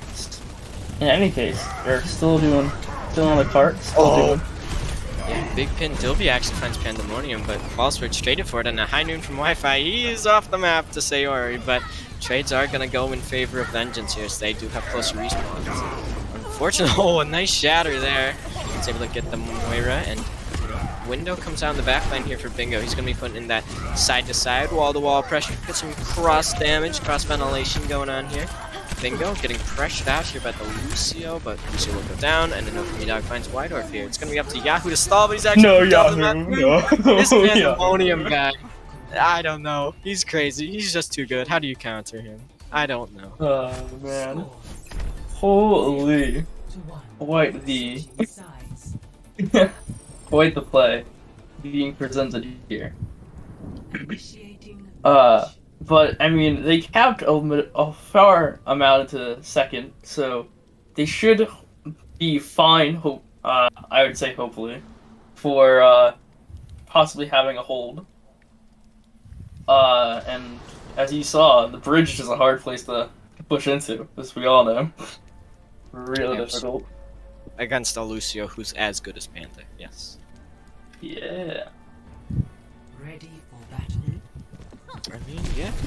I mean, even with the stupid ass Halloween version, Panda able to get all the boops in the world as some interesting facts from Wi-Fi coming out in match chat. That's okay. And we will be able to have, you know, another hog and ball torture, I think was the name of this composition, with Pharmacy and Tracer Ana. And I actually really like this look from Whirlwind. I think it suits their playstyle really well. I think it's going to be a definite funky match. I think this, or at least this defense from Whirlwind is going to be interesting. The hog and ball, not really the most sustainable comp, but definitely a composition to run into Vengeance if they can keep that pace up. Yep, keeping up here, the Fire is just going to be pressuring this back line. Bingo, half HP is going to get slowly healed up here. It's taking a few seconds, but they will eventually get this wraparound engagement. Falls, he's in the back line. He's going to be able to find a hook. No, he misses. Unfortunate, and Wi-Fi takes down Sayori, though. So Whirlwind have a deficit here, and Wydorf gets a trade on to Josh, but they'll be going down to Bingo, potentially devastating here. No from Dog actually just pummels Advon. That was kind of brutal there, and Wi-Fi takes down Yahoo. Crumpled. So, crumpled, exactly. Vengeance, they're going to be able to take this. Falls, he's still up here. I mean, I'm not exactly sure what he did that fight, but he definitely did it. Heading into this next fight, it's, again, like, I speak about pace, but in this going with the ball comp or the rush composition, it's just you have to outspeed the rush. And I will say I do like Dilby's ball skin. It's one of the better ball skins. On a little side tangent. The skin of the ball. I mean, Yahoo. How does he even do it? He finds gummies. This is the best far in BPL, I swear. He's just able to find picks when, you know, picks aren't even there, and, you know, his teammates are able to play around him so well, but unfortunately, it's usually not enough. Wi-Fi finds a headshot onto him. Thanks, Wi-Fi, for proving my point invalid. I mean, he'll get rezzed up. Finding the connection. And, yeah. So now Whirlwind just setting up for a nice pincer maneuver. Dilby in the backline, just pressuring Josh, and goes for the Mega, but it's not there. Will Wydorf be able to take him out? I don't know. D.Va here. He's got the pulse bomb, sticks it to Cart, and beat and land. Both get dropped here for Vengeance. They're gonna be pretty topped up on health. Window out here from Bingo too. That doesn't find all that much, but Bomb actually dropped here from a no from me. Dog is gonna find anything? No, just pushing people back. Gets a refresh on the mech as well, and kills Dilby in the process. Josh sticks it right to Adbon, and Falsewords dies to Pandemonium. Yahoo will find Bingo in the back, and Josh will get tossed by his counterpart in the Tracer of Wydorf, but trades are going in favor of Vengeance here, and they will continue to push this payload. A no for me is finding so many it's keeping Wydorf at bay, even though Wydorf's still finding massive amounts of picks. It's just often too late in the fight for this to come in. And getting onto this bridge, maybe Pandemonium causes more Pandemonium on the point. Falls, loses mech and his life. Wi-Fi, he has to sign in to take Yahoo out of the sky. Uses it early here. Dilby's off the map! Dilby! Oh my god. No way, Dilby's off the map. No way. And Pandemonium finds Yahoo, and Kunis finds Sayori, or Keegan if you're a really good friend, apparently. I don't know. D.Va, just stalling out Card here. Falls, he's gonna die. Window gets committed, and that will be map 1 going to Vengeance as soon as they can kill Dilby. Yeah, they got him. Gonna be some residual stall. Wait a minute. I don't think there's any chance. There's no chance. Yeah, I think that comes in. Vengeance with a swift 1-0 at the moment. Yeah, I mean, it was really well played. Really well by both teams, actually. I like the composition from Whirlwind. Unfortunately, the rush sometimes too strong. That was one of the times that Pandemonium really took the game into his own hands, able to get a bunch of boof kills and board. He's just doing things like that. Taking names, kicking ass, everything that Usual. Great players do. That's just a funky compositional differential. It feels like, I mean, Eichenwald, traditional rush map. I mean, Dog can work on it, but you just rush so good. It's a little way too good on a couple maps. Yeah. Yep. I mean, next map should be really strong for what Whirlwind are trying to do. You know, keeping it simple, keeping the rhyme time going. It will be Havana, you know, and Havana, you can play the Pharah first point really well. And I mean, if they want to try to get out a close hold or something, or maybe just stick to the double shield Poe, I mean, if they can do that with the Pharah, I think they should be set up to win Havana pretty easily. But again, it's never easy when you're going against a great team like Vengeance, is it? Nope, no siree. It's definitely a tough one. However, I do think if Wi-Fi continues just hitting these connection shots into the Pharah, onto Yahoo, it's over from the start. And there will be some swaps here. Eli will be in for Joshin. As we know, Eli, he's the man himself. Cypher will be in for a no from me, dog. And on the opposite side, Whirlwind, Vincent will be in for Adbon. Vincent, as everyone knows, was the feeder Lucio from Super's most recent video, or one of his most recent videos. So give it up for Vincent as he comes in here. Pretty good. I see. Pretty We're good just at the kidding. game. Vincent, he's good at the game. Don't worry. Yeah. Also, yeah. captain of last year's winning team, the Catboy crew. Looking for the two-peat. The two-peat. I think it's just like a back-to-back championship. Back-to-back, not like win one year and then win one other year. Win one back-to-back, yeah. The two-time. That two-time. Yep, we will be heading in here. Again, we are going to Havana here, and it will be interesting to see what the teams run, because Rush really isn't that prevalent. I mean, on second point I see it, and I mean, if Rush is run by both teams first point, then yeah, I mean, it's played, I guess. I don't like Rush all that much. Like, watching it, it's kind of boring sometimes. I mean, I like the Pharah, man. I like watching the Pharah play. Well, we might not be getting Pharah, we're getting the Genji. Or maybe it's just doing a bit of trolling and spawn. But Vengeance comp, regular old Rush with a Cassidy and a Hanzo. So Yeah, Eli extra pokey comp. Yeah, this with Eli and the Hanzo, it's making me think they probably don't want to hold close here, because if you want to hold close, you got to get a May. But Whirlwind going double Shimada here. They are going to hold close, but with Eli not on May. That's interesting. I mean, I'm not sure how well this is going to turn out, but we will see. Yep, time is up here, and they're running out. They got the Storm Arrows to break the shields, and oh my lord, False is dead already. Eli's antied in the back, but nobody's really looking at him. Cypher, he finds Whitehorse, and yeah, this is going to be a backup here. I mean, were Whirlwind just not expecting that? Probably not. Probably not see that. They might have been expecting it, but they probably weren't expecting them to come out the side. It's a classic on Havana nowadays. Just forward, hold the doors. What was that? What is that game? Oh my god. That's a grapefruit charge right there. The grapefruit charge. That's interesting, for sure. But that was unlucky for Fess, and Whitehorse gets hit by Eli. The smooth criminal, as some people would say. But Falls kind of by himself again. He's gonna actually keep up with his team, but Kumi is just able to walk at them. Nobody's really killing him. Dilby on this Rhine, a Shatter comes out here, as well as the window and the lamp. I mean, and there is no signs of this coastal getting anywhere close to destroyed. I mean, we were talking about earlier about the Hanzo and how the Hanzo is worse than the Mei in the situation, but it's definitely not looking like it, as they're still holding very strong. So, Nano Reinhardt in. Yeah, as you say that, the Cassidy goes down, so does the Rhine. I mean, it's caster curse at this point. Solo shatters the BAP. Maybe he's switching off, or he just really wanted that BAP. I don't blame it. I don't blame it. I don't blame Gilby whatsoever.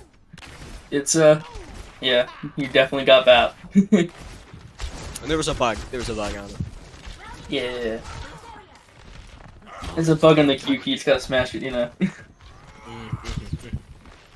Now we see Vengeance actually wrap around to Cart. They're now playing the attackers, and Wi-Fi finds it going the wider. Cypher actually slept there.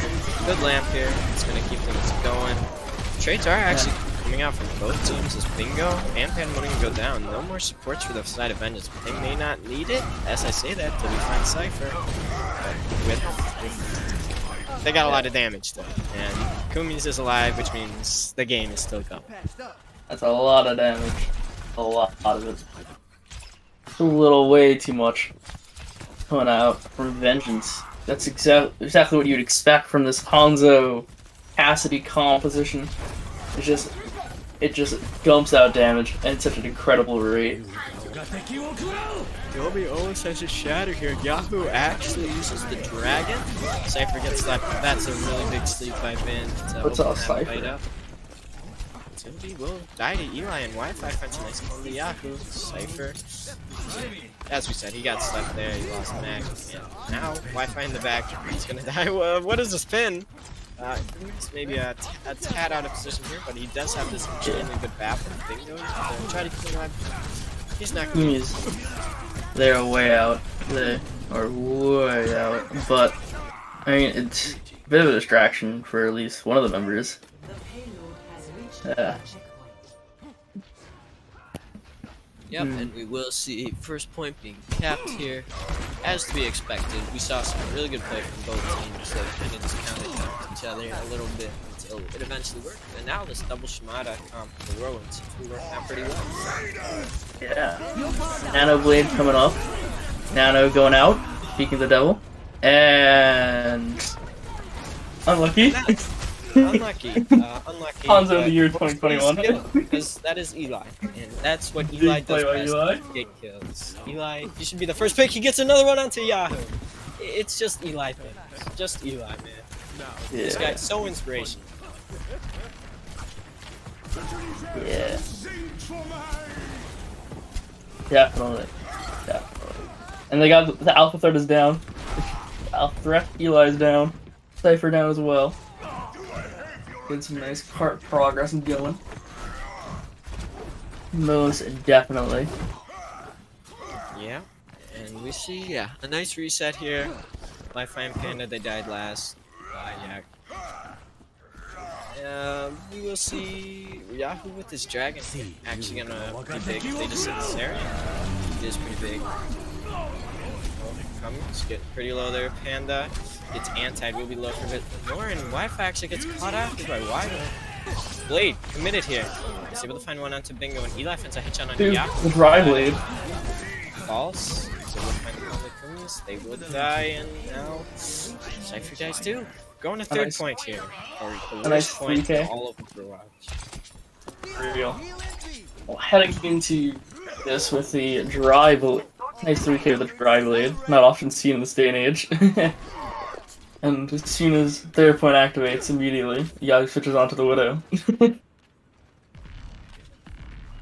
Yeah, unfortunately, we will see a couple swaps. Bingo goes over to the Moira, and Cummins, they will go over to the Monkey.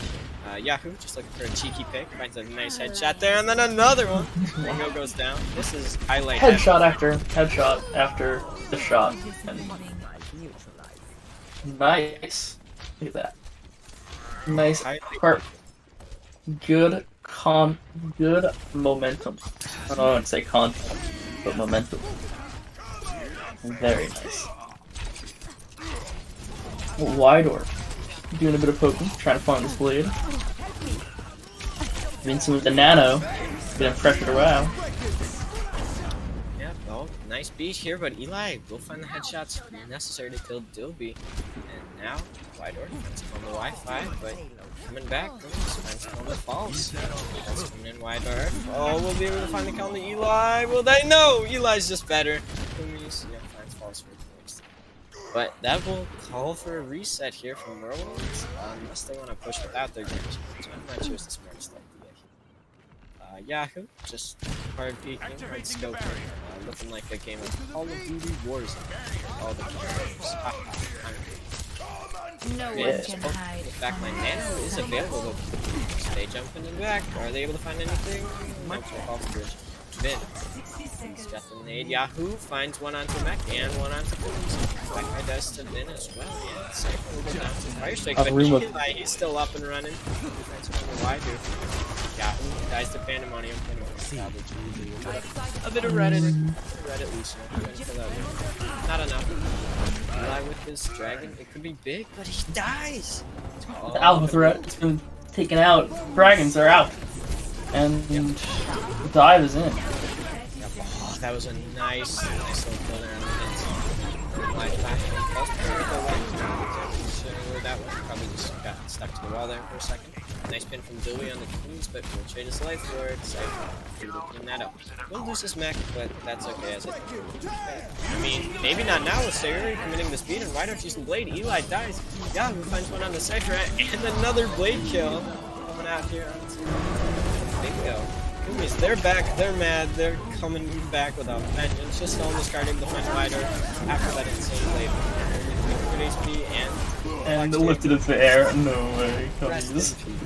As Yahoo find one on the Pandemonium, but a nice anti-grenade that could be big, but Yahoo able to dip Wi-Fi there for a second. Nice little headshot. Playing a lot of yes. Safe guys on the ball, and that's going to be roughly a throw-in cap overtime on Havana. Wow. Lead 3 for Whirlwind. Especially with how the rocky start was occurring. Definitely unexpected, I guess, would be the word for them to cap full, seeing how they were nearly full healed for 2 minutes or so. Nearly. Nearly. It was very close. Very close to being very bad, but we saw them able to break it, and that is all that matters in the end. As coming back, we have Vengeance on the offense, and I dare say they run Rush. Whoa, Rush and Vengeance go together like, I don't know, Witches and Black Cats? I'm trying to think of a Halloween. Yeah, Witches and Black Skeletons and both. Yeah, we'll go with that. Yeah, mine's not that good. But Whirlwind, again, still opting for the funky Kamada comp, as you put it. But again, Rush versus Rush. Who will win? Who will win? Gilby? My money's on the team that's not on Genji. Unfortunately, I don't think Genji's that good. But Panda on the Zen? Really? Really? Panda's Lucio have been so good. I'm surprised they actually move over to Zen here. Nope. Yeah. Lucio. We do a Stop bit of tricking beta. me. We do a little. Doing it just to spite me, I swear. Yeah, they will begin to spawn health here while they're on the Genji as opposed to casting from Wi-Fi. But walking up, Lumi's able to get a lot of space. Really well. Yeah, he's able to get as much space as they need, and now Wi-Fi is on Sayori. That's all the speed gone, so Lumi's gonna just walk at this Reinhardt. And yeah, Eli finds Finn, and Wi-Fi goes down to false, but trades will always go in favor of the attackers in this close hold. And even with these kills, you know, like they get a lot. They get bingo, they get coolies, but it's all gonna be in favor of vengeance. So how close their spawns are. So just come right back and get the kills needed. Yeah. Get the die on cart. Hold them out a bit longer. Heading to this next fight, Window. We'll probably zone them out a bit from Bingo. And Cummies. They had the shatter. Will they hit it? Will they get the big shot? Will they? A large And they shatter. find Lobel. That dragon was so close being able to catch someone, but Dilby and warning early on in this fight. Shatter comes out. I don't think it caught on anyone. Dilby will go down to Wi-Fi. Just spinning the hammer and a nice shot there into Vincent. Bingo, I could get shaded up by Wide here, but I mean, oh my god, Wi-Fi's still alive. He's doing nasty things. Oh my god, another one. Wi-Fi. Another one. He's got full bars right now. I mean, this guy's The crazy. DPS. The DPS on Vengeance. The alpha threats. Holy. It definitely looked like the fight was going towards Whirlwind's way though, finding Pandemonium really early, but here we are. Big shot. Shattered through a wall there. Questionable. But I seem to find one. So they're able to find one with Vincent here. Flux comes out. It's gonna be able to get Eli really low here, and they will go down to Yaku. So safe, a nice melee combo to Dilby, but it's not gonna be enough. And Whirlwind will be able to do it. Yeah, barring any Pandemonium. Of course. Of course. It's I definitely see I'm seeing the hold. I'm seeing it now. I really think I am. The beat up, the shatter nearly there, and the shatter from Cummies. Holy. Yeah, they are slick with it through and through. And we got the window coming out here. Wi-Fi, another headshot. This man just cannot seem to miss today. Finds Vincent in the back. And now Cypher. Just a Genji and a Sig. Definitely use that link for aim labs. Definitely. And yeah. Yep. Maybe I was wrong in the hold. Maybe I was just a little bit off. A little bit off in that first hold. Vengeance, they're gonna push up here. They got Eli just firing in. Are they gonna be able to find this Hanzo? I'd be surprised if they don't, but they actually don't. I mean, Shatter goes out. It's gonna find one on the ground, but it's not gonna be enough. As Whirlwind, they have the faster composition with this Genji, and they're gonna be able to just run straight into Vengeance and be able to find the kills they need. Yahoo, nice headshot on the Pandemonium here, and Cart is gonna be controlled here by Whirlwind. Yeah, and with this forward position, not many holds come through here, but it definitely will be interesting to see how they hold it here. Coming in with this next fight, Blade coming up, Nano coming up. Let's go for a nice Nano Blade, but Wider is having some insanely good regular dry blades. So maybe you hold it and give it to the Dilby. Yeah, true. I mean, Cypher fights Yahoo, but Pandemonium goes down in this fight, which is actually happening in a lot of fights. Screaming just nice pin onto Wider, and Wi-Fi just come to Sayori, and another one on Vincent. No supports now for the side of Whirlwind, but they do have the tanks left. And we have to take that. Wi-Fi doing his best, actually doing a lot of damage there. Look at Rocket's time, but he has the heals necessary while the other tanks, he can just walk at them until their supports get back, which is about now, actually. But he has gained enough space to still do it. super low. Holy. Really They have good to worry about now. Big window here. Is Wi-Fi gonna be able to find one more? Now that shield comes out. Shields, they're dumb too. Get them out of the game. And have Wi-Fi rolling around. He's got the sign here. Does he choose to use it? No, like. They even need. He kills him! Oh, Holy. get that blade off, but Dilby finds two with a fire strike, one on the Kuz and one on the Pandemonium.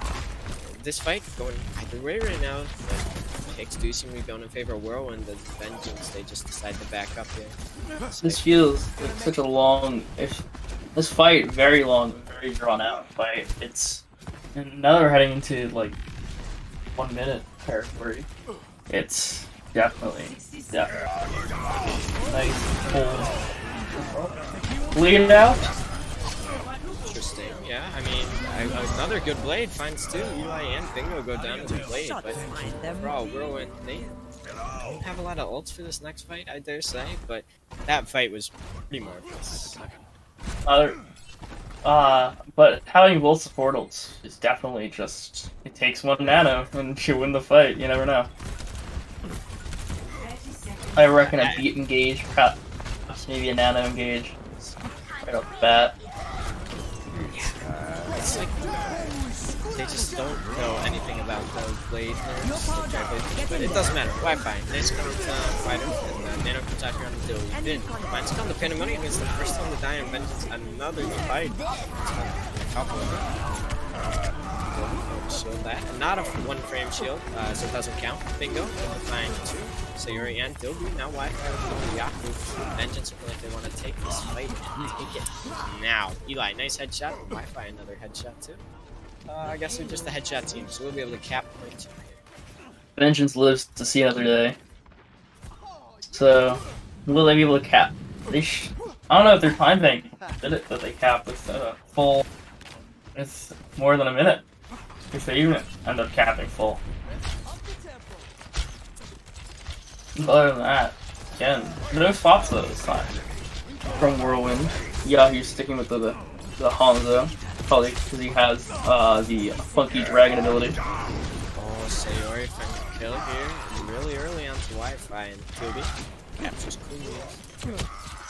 Eli just backing up here as Whirlwind are going to be able to take this and just push up into their spawn. This spawn can actually be really tough to get out of if they decide to hold up close. Yeah. But they're backing. Taking to go with the corner instead. They're walking up here. And they're actually caught by the flags and die. Shots here. Yeah, nice headshot. Wide door. That's cool. And yeah, it's gonna come down to one more fight here. And it's gonna be rough. They're going to, or it's gonna be rough for Vengeance. Excuse me. It's gonna come out here as Wider. That's a lot of ult gonna go into that fight. There's so much, and the shatter from Kami's. Overtime starts off and Blade. Dilby goes down, that's huge, and the blade is getting countered. Oh, holy! Oh my god. Oh, he's with the big charge. Look at them go. Holy. Insane. Cypher does get demacked here, but that anti-nade is huge. It finds 3. Cypher 1 HP. Are they gonna go down? No, they're not. No, not enough people. Heading to this next fight, Widor going on to the Widow, just looking for a couple clicks. A beat and a dream. That's all I got. I mean, a beat is all you need at points. That's a beat, a shatter, and a dream. Okay, beat, the shatter. Big shatter. Dilby gets put on the mech, but the mech is not which one you're hitting. But the Like flex comes how down. to Are they gonna be able to snag a card? Yes, they are. Bingo, able to kill the false swords, and Dilby drops. Wi-Fi gets killed in Yahoo here, but no backline Nano Rhino. They're gonna be able to kill the Baptiste. No, they will not. Wider finds a kill on the Wi-Fi, and that could be massive in this next fight. But as of right now, Vengeance are still pushing this card. Pandemonium gets a kill on the Dilby there, and Yahoo swaps with the Dilby. He's trying to look for individual picks here. And they even touch. Back Get to the stall. touch. Sayuri dies.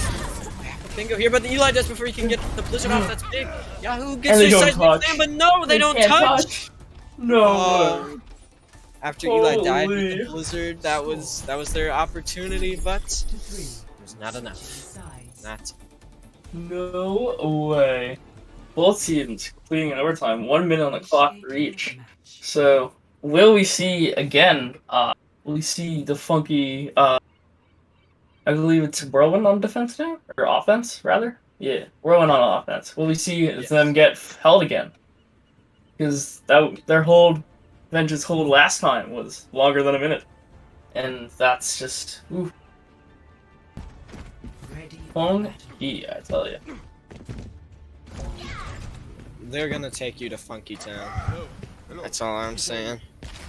Funky Town, USA, baby. Attackers incoming in 10 seconds. And this time, I mean, maybe they are baiting. I was say they're gonna run the Whirlwind. We're running. Never mind. I was gonna say they're running some Bastion strat, but just a default comp. Yeah, absolutely. And I actually like this comp for Vengeance more than what they were running before. They got the Doom and the May. They're just gonna bully Whirlwind back into their spawn. But if they can get an early pick from Whirlwind, this could all fall apart. Just walking forward, Wi-Fi on this Doomfist doesn't want to overextend here. Knows that they're split right now, but doesn't want to just get picked off from the back. So got everything he needs, but he's falling really low. That's a really good lamp here to keep him up, but the punch, it actually connects. Comes out early. Oh, False almost died there, but luckily he had the grasp to keep him alive. Punch comes out, he gets rocked in the middle of it. Vincent no longer with this mortality field, and they know they got someone behind. He's gonna be able to find the Eli finds the Yahoo. and And goes down. Whitehorse is hidden. Whitehorse hidden. Whitehorse is hitting, and he is hitting different. Dilby finds Kumi's, and Whitehorse gets another one onto Cypher, and then one more into Bingo, who's actually able to get the lamp off post-mortem, which is interesting, to say the least. Unfortunate. Heading into the next fight, this ult swings. It's an ult in a dream. Eli can zone point though with the male, the blizzard. So maybe it's on false words to get the eat. I mean, you can't really put that on Sigma, maybe on a Devo, but he does! Yahoo! Headshot early! No blizzard in this fight, he says, nuh-uh, we're winning this, shut up. And that flex is big. A bit of the caster curse. With another one onto Bingo, and Dilby finds a price check on the Kumis, and one onto Pandemonium. Oh my lord, that is just crazy. Crazy from them. And, you know, there's gonna be one more fight coming out this first point. Maybe. Actually, it might not be. It could be on this cart, and maybe. Are you able to touch? It's not even worth the touch. No, they get the Or touch. maybe they are. The beat engage. Yep, Just and barely get the touch. They shatter, and the both teams beat. None of these ults are gonna be able to find anything. so close. They almost get a card. They almost get a card. Kumi finds They false finally words get the there, and kills. okay, And they pick can't win in touch. favor there. A bit of a just On- press Q to win. Press Q to win. It is still winnable. Unfortunate. Still winnable for Whirlwind, I must say. Very winnable. Switching sides. Very winnable for either side. Will Initiating match. Whirlwind have the better fuller hold? That is the question. That is the question. That is the question that every single person has asked for millions of years and millions more years in the future. Will Exactly. Whirlwind get a better hold? Now, we know they're going to try to go for a close hold here. That way they can stretch 2 fights out of it instead of just 1, and maybe even 3. But we do And- have Vengeance here who are their gods at this. Cassidy composition with the rush, and keeping it real, it'll be rough for Whirlwind. But if anyone can do it, I know Vincent, Yahoo, Dilby, all of them. All of them. Whitehorse off the Genji hero onto the Kree, or the Cassidy rather. Definitely. I like this comp more than I like the Genji comp, but I do think in the Vengeance comp with the May, that's just tough comp to beat. 5, 4, 3, Tough comp to beat. 1. Attackers incoming. Yeah, absolutely. Eli says hi to chat. Chat, say hi back to him. And now both teams just Hi, close Eli. here. But headshot from Yahoo into Pandemonium. That's their cue to push in here. Dilby now with the fire strike. They're going to walk up here. No speed to get them out. And Wider for the headshot on the Wi-Fi. That's going to be one fight already gone the way of Whirlwind. They don't want to overextend through someone here because then Vengeance going to just push back out here. Bingo, 1 HP. Will he get healed up? Yes, he will. But that was a really good headshot from Yahoo to be able to open this up yet again. 30 seconds remaining. Now, they're coming back. Will they be able to find anything? Yes, they found the pin on the Dilby. That's quite funny. massive. Now the Hanzo 1 HP. Yeah, Hanzo. here. Walk faster, but the Hanzo finds Holy. That is unlucky. Unlucky. GG, go next. Unlucky. Go next. Bye. But the rest of the team, Vengeance, able to clean up there. And yeah, they're going to be pushing this Not a lot of It's ults over. though for They have this Vengeance dragon. and Whirlwind, but the dragon, yes, the dragon. Can it catch anyone? That is the question, and I'm asking a lot of questions today. I'm asking a lot of it. Yeah, the real question. Okay, they wrapped around Nice. behind. Nice And and another peeking red around. drop from And Yahoo! bingo! Oh my lord, Fuck. Yahoo! He's keeping this team in this game. He is keeping his team in this my. game. Kumi's finds Sayori, but will it be enough? With Wi-Fi going on the Nice. wide arc. Sylvie is frozen up, and It looks like it's it's get rocked with the high noon from wide arc. It finds Pandemonium, and Yahoo finds Eli and Cypher. That is a Yahoo differential. And Whirlwind will win Havana, and we will be going to map 3. that's a hold and a half. Whew. Good hold by Whirlwind. The Cassidy hero, very cool. The Hanzo hero, also very cool. Look at them go. And the only hero I didn't mention was the Genki. Yeah, I think this week is the week for close games. I mean, it's just when the matchups get the closest, and oh my lord, is it delivering so far. Both B-League and games today, my heart's been racing. It's just been so close, and keeping in line with, you know, the tradition. I mean, we're going to map 3. Going to map 3. Let us see. Heading off to Oasis. Oasis. Yeah, very interesting map. I'm not a huge fan of Oasis, but I only like one stage of Oasis personally. I'm a big fan of the university, as I am such a smart individual. But I do like that. I do like Vengeance's chances on Oasis since it's a very rush-heavy map. However, it can be run with dive. You never know. It could be a good dive. It could run out with a dive. As it could not. Who knows? We will have some subs here. Josh will be coming back in for Eli. A no for me, dog will be going back in for Cypher. You know, it's their winning Iconwald comp, whatever. I mean, Eli's out, so they lose in my heart. I love Eli. He's the real reason we do this. Just No Eli, way. Eli only. No way. Eli's gone. Unfortunate. Rest in peace, Eli. He's the real winner in my heart, no matter what. And yeah, going into Oasis, I mean, Rush is still good here, but like after this map, I don't even know who's the better team at Rush. Like, first map I would have said, oh yeah, Vengeance Burger, easy Rush win. But now Whirlwind, they've just been like, nah, we'll run Hanzo. We are gonna be going into the map here, and yeah, we will University. see the University, your favorite TM26. Let's go. Hagman. You are the smart fella, not the other one that I can never remember. Indeed, I am quite a smart fella. But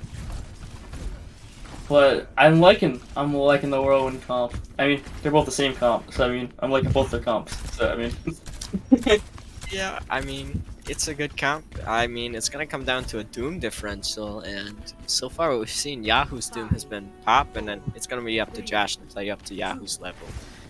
So coming in, we're gonna probably see TPs out. Yeah, actually a really long TP there from Vengeance will lead to Whirlwind being able to get point control here first. And yeah, rotating around left side looking for a punch. Not gonna do it, doesn't want to die. Probably a smart idea. Dilby goes for the pin here. big pin. Yeah, big pin, but it will be Wi-Fi taking down his counterpart of Wido Sim. Nice punch here from Josh and able to find Sayori, but the punch from Yahoo will be able to find Wi-Fi on the opposite side. Yahoo, 60 HP and a dream here. We'll find a punch here on the... they will be able to find it. He's taking... All Spirits takes on wow. from Mita. Dilby finds Kumis though, so in the end it will be Whirlwind taking this first fight here. Big from Whirlwind and L at Josh. Dilby standing still to type. Very cool. Heading to this next fight, we got some big volts coming up. Got the window, we got the shatter, and Yahoo with the meteor strike. I mean, he could go in real deep. Shatter comes out here from Dilby, doesn't quite find anything, but Yahoo will be able to find Bingo in the backline. That's a big pick off. Joshin trades out onto Wide Earth though, but I think Bab is a bigger pick here. Yahoo, are they going to be able to find the sim here? Yes, they will. And now, just firing in here. Shatter comes out here from Kumis. Not exactly sure who that got onto, but Kumis will be knocked to the ground as well as Yahoo. Yahoo goes down. Kumis does too. To Dilby. Dilby really popping off this game as you see the value that Dilby has brought to this team, as well as Sayori with the recent roster changes. Dude, they're firing their lasers, the non-existent lasers. They're definitely doing it. They are popping off. Dilby especially. Very cool person, very cool player. Yahoo and Wide Earth as well. That's the heroes. Absolutely nutty walls are going to come out from both teams. Sim walls. I mean, this Ryan doesn't care about either of them. Dilby just swinging away a Wi-Fi. He's just able to walk into the backline there. Josh gets rid of Vincent there, and will trade his life for it. No for me, Dog goes down to Yahoo. You know, Kumis does a little bit of the MTDing, and they're going to be able to find a pick onto Dilby. But Yahoo finds one onto Bingo. So Whirlwind, they're able to stabilize here after, you know, what looked like a rocky beginning, and now it's coming into last fight territory. Yeah, they are hopping and heading to this next fight. It's looking Vengeance's way. The beat coming out. Early beat from Pandemonium catches all 6 players of Vengeance as they are able to walk out onto point. Yahoo looking for a punch in the back, doesn't quite find anything, but he will be able to find Bingo, and Joshin goes down, but Dilby and White Earth on the opposite side, they go down. Meteor Strike now committed. Both Lambs dead, so this could be big, but he will just probably drop. I was going to send the Mega, but he's able to find Wi-Fi. Kumis finds the Shatter kill and a regular kill. They are doing big things here. Yahoo goes down, and Kumis finds another one. Cracked player. Yeah. We'll go over to Vengeance here. Doing some big things, they are. And heading to this next fight, we got a bomb coming up for Vengeance, a rematch. Whoops. And it's pretty much a neutral fight in any case, since they don't have bomb, but they have the window, so that should at least stay them off for a bit. Yeah, I mean, a bit. They're just going to back up here. They don't need to push this. They've got all the time. They just need one fight. So they're chilling. Dilby almost with this Earth Shatter, probably just going to try to charge it up. They've got it, and Joshin goes down. That's the opening they were looking for. Shatter, it catches onto a no from me, Dog, but Pin also catches onto him too. Unlucky, really. Dilby just walking in, but a nice Shatter. That's on to 3 from Kumis, and now Vengeance, they're going to be able to win this off of that. What an excellent Shatter to be able to open this up for their team, and Vengeance.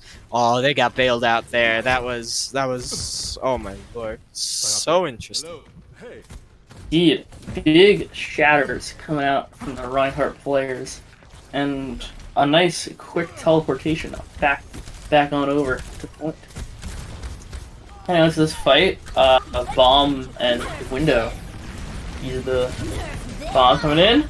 Yeah, bomb coming in. No for me, Dog finds Vincent, and Wi-Fi's turrets finds him false, where he's now 75%. It's getting scary for Whirlwind. This what was just one fight they needed to win. It's been taking too long for them to win it. Yahoo has to wrap around all the way to this Mega, but will he die first? Yes, he will. Wi-Fi's turrets down there. Holy. Now with 90% almost. Oh, 80%, sorry. But yeah. That's a really good spot. Holy.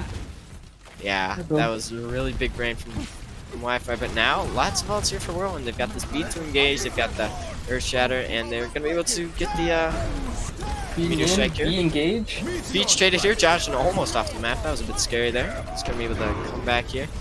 He's trying to get onto that secondary Hagram, but it's not going to let him.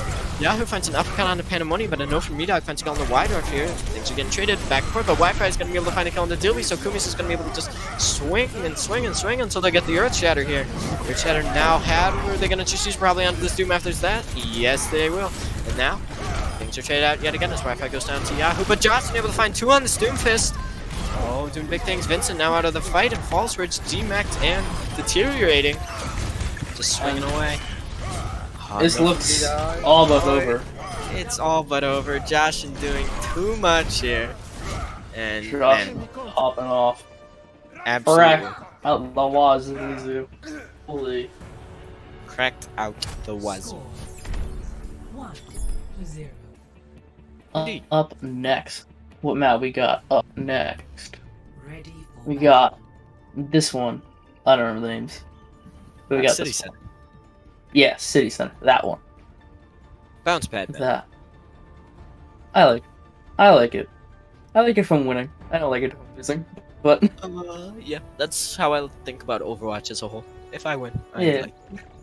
Vengeance looking for some ball comps with the Devo, but False Words, he's got something else in mind. He's got a certain HOG in his bibliography, and he will be walking out. Awesome. No, he swaps to Devo. What a nerd.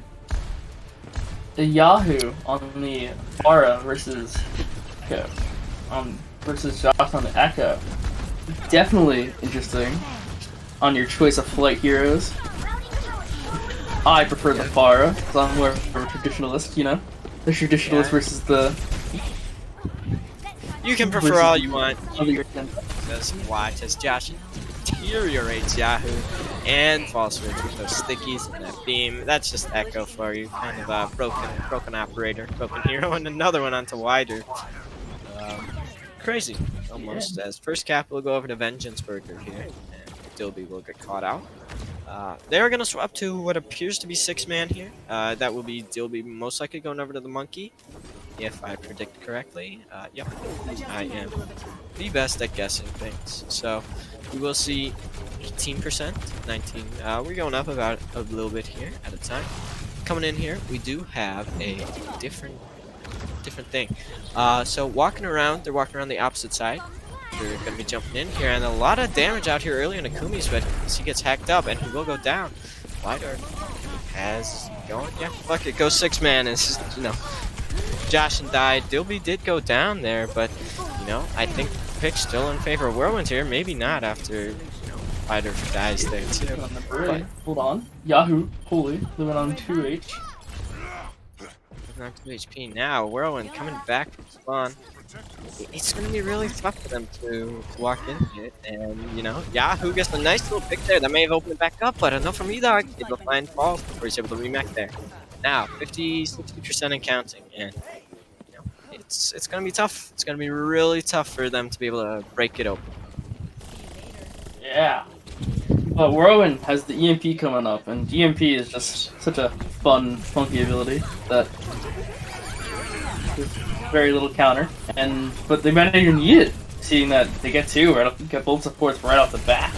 Yeah, Wydorf, nice little headshots on the bingo there. Vincent falls low and will go down to a no from Medog, but a nice melee kill onto a no from Medog to trade it back out. Pulse bomb now from Wydorf, and you know, it's ticking up. 90%, 2 melee kills out here from Dilby, and Whirlwind, they are going to be able to take us after some heroics, and they're going to have a lot of ults for this next fight.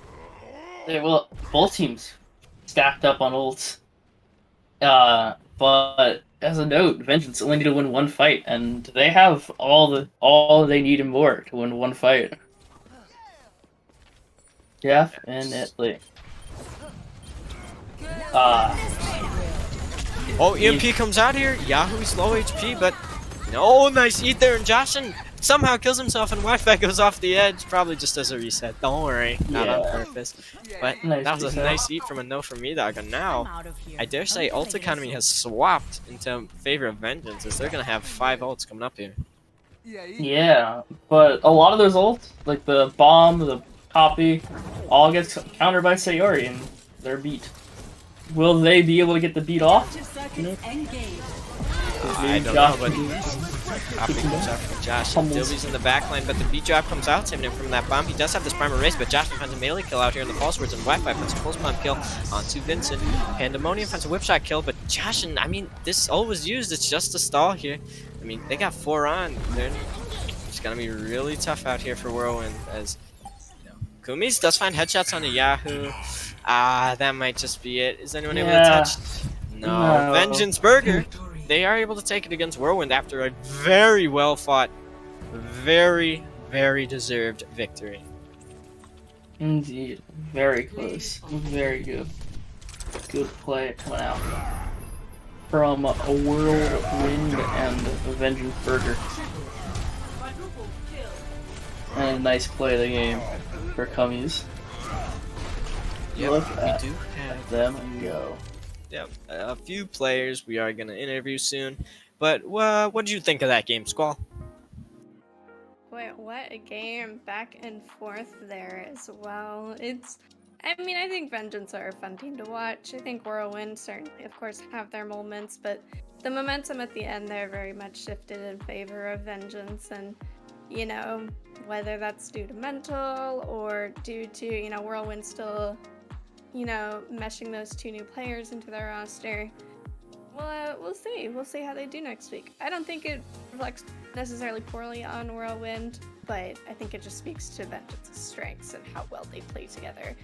Seeing how, they're very easy to snowball and rely on each other. You can kind of tell that they trust one another and they know how to play together. So just kind of a really strong showing from them.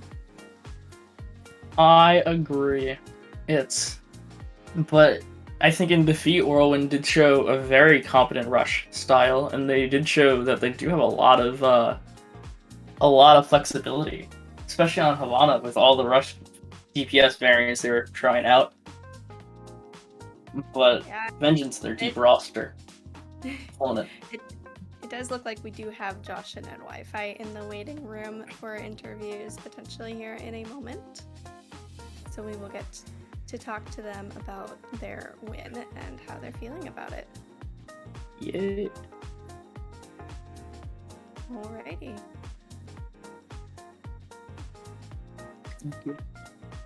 Hello, Josh and hi, Wi-Fi. Hello.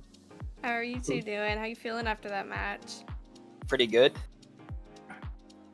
It's a very, very strong showing from you guys. What I noticed from Vengeance in particular is you guys seem to just, a lot of them are names that we recognize, and I know you guys know one another, so you play kind of like you've been playing for a while together, like it meshes really well, and it's a very strong showing from you guys. Coming into this, did you just walk into it assuming that you'd win, or was it still like you thought it might be a hard game to win? Well, going into the match, we knew Whirlwind was like, they had the same score as us, obviously, so we didn't want to underestimate them. But when it comes to winning, it's actually just like all about drive. It's about power. We stay hungry, we devour. Put in the work, put in the hours, and take what's ours. Yeah, that's about it. Yeah. You are going to get copyright claims, man. What are you talking about? Don't worry about it. It's legal use if it's below 15 seconds. Cut the line, Okay, then never mind. Play more. That wasn't 15 seconds. Thanks, Josh. I guess that does sum it up relatively well. A lot of heroics coming out from both sides. Cummies in particular at the end there on Oasis, just absolutely doing work on University there, and you guys just had an extremely solid defense coming into the second round of Oasis as well. You did drop a map, but I think you guys really came out very strong showing there. That does put you at our second place, as you do have a higher map differential over Ruination. So how does it feel to be second place now? Nah, we're going to be first place. Next week, if we get Summit, we're going to be first place.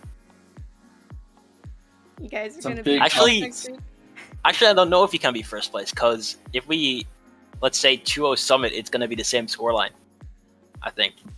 Wait, no, never mind. And you win, it'll go head-to-head. And since you I guys think beat we're like almost guaranteed to play Summit if we are the same day, because we're like We've played every other 2-in-1 team.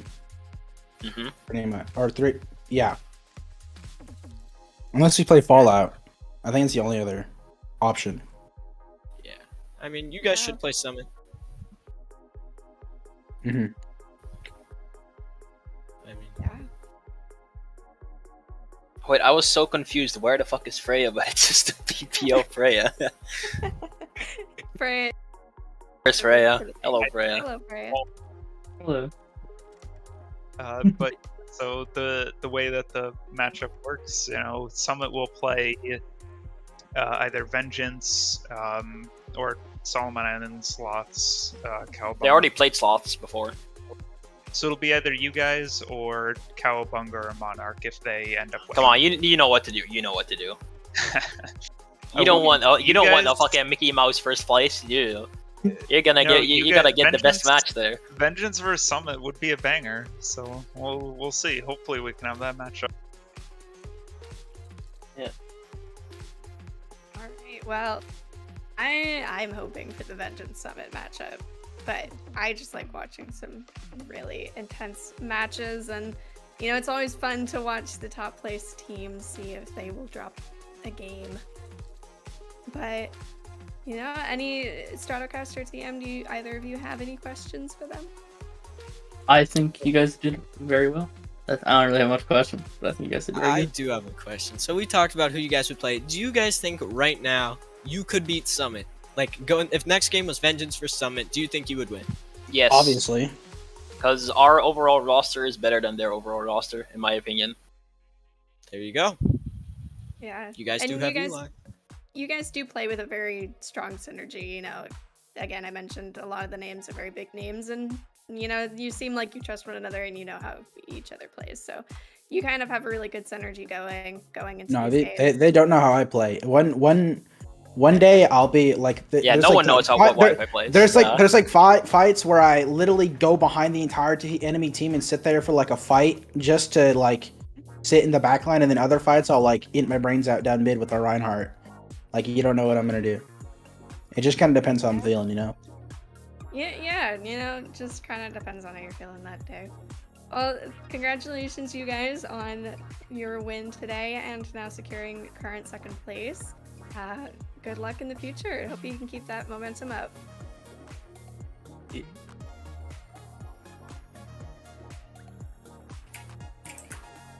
All right, and then after this match, we do have Monarch going against Fallout next with the little bit of a funky time listed. It is that time of year with all the hour changes, but we will be taking our short break very briefly, and then we will be back with our last game of the day, Monarch going up against Fallout. Yeah, should be a banger. BPL Season 3 is brought to you by Bagcliff is a proud sponsor of BPL and of late night Taco Bell runs. We're an apparel brand raised in skate vibes and weird rides. We make cool stuff and even cooler stuff with creative people. Our items are always sporadic and always quality. No knockoff lame stuff here. We take our time and don't release anything until we're completely happy with it. So check out our sizzling pizza collection and our 2 spicy collabs with Basically I Do Work and Trevor May. And since this is an ad read, we should tell you that you should go to bagcliff.com or tweet a taco gif at us at bagcliffbrand.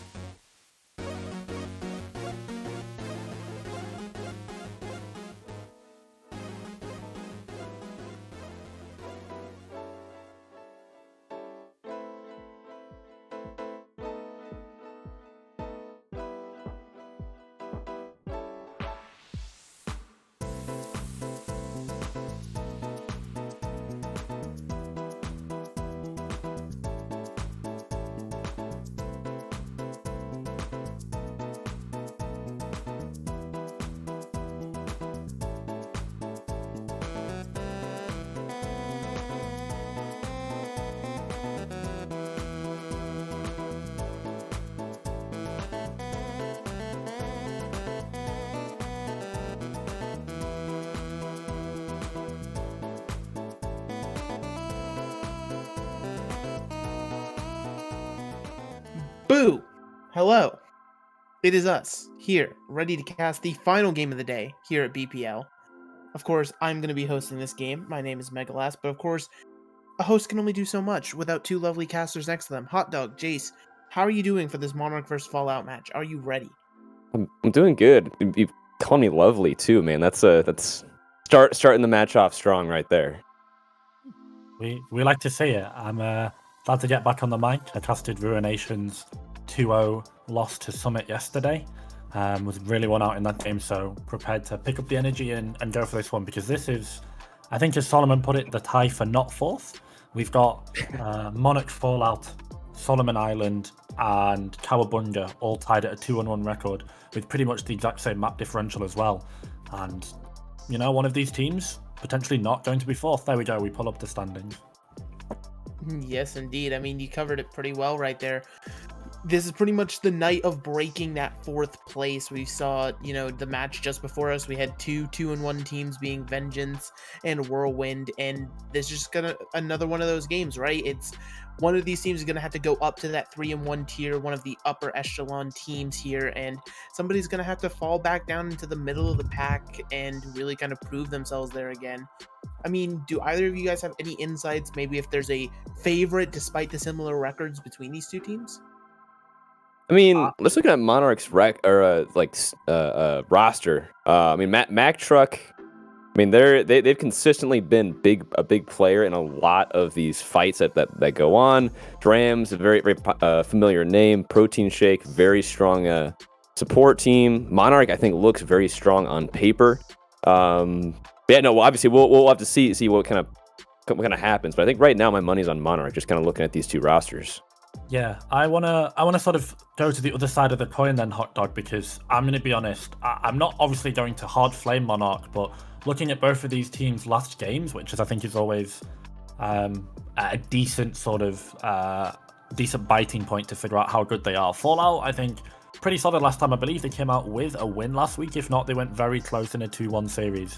But Monarch last time they played against Ruination, and I just can't get that complete collapse of Blizzard World out of my head. Like, they got first held on Blizzard World by the Sig Hog from Ruination. They were very, very poor in that game. I think Monarch were maybe missing one or two people, but I can see, look, Fallout taking just a 2-1 dub against Momentum, whereas obviously Monarch suffered their first loss at the hands of Ruination, as I said. So I think based on current form, who knows? Obviously Ruination definitely a harder team than Momentum, but I just, as I said, I can't get that like complete capitulation from Monarch out of my head on Blizzard World, because holy, they didn't look like a team, man. I'm gonna have to be real.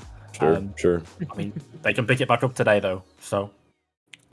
I mean, yeah, absolutely. And you highlighted it pretty well. The map set here, as you talked about, we're going back to that Blizzard World, as well as Rialto later on and Busan if we need it. I mean, you already discussed Blizzard World. Do you think Rialto is going to be foreboding for anything for Fallout, or do you think that might be their saving grace in this series? I think Fallout don't run Sig Hog, so I think I think Monarch should be okay, but particularly the comps they played on Blizzard World, it just felt like their tanks were a little bit desynced with how they wanted to sort of pincer, particularly Point A on Blizzard World. Rialto and Busan, I think, you know, who knows, they can just basically run whatever, they can go comfort, but Blizzard World was clearly a challenge for them last time. And their ability to just deconstruct the team in stages, you know, force out the Hog, then push onto the main, get their people set up on the high ground. Monarch, as I said last time, didn't showcase that ability on Blizzard World to sort of play in the 2v2s. And as I said, I'm mentioning it a bit too much, but it's something that concerns me. Fallout, obviously, we've seen weaknesses from them, particularly in the overtime fights mostly. But it's going to be interesting to see how these two teams match up even compositionally. Do either of you guys have anything in terms of comp-wise about what Fallout have played in particular? I don't. I'll be honest. I'm so bad at remembering individual comps from teams. It's one of those things that I just my brain is just too like Swiss cheese. Yeah. I knew a lot of these maps do like favor a lot of spam compositions. You got just you're also able to have these long sight lines. So I wouldn't be surprised if we saw a lot of like Sigma being played here.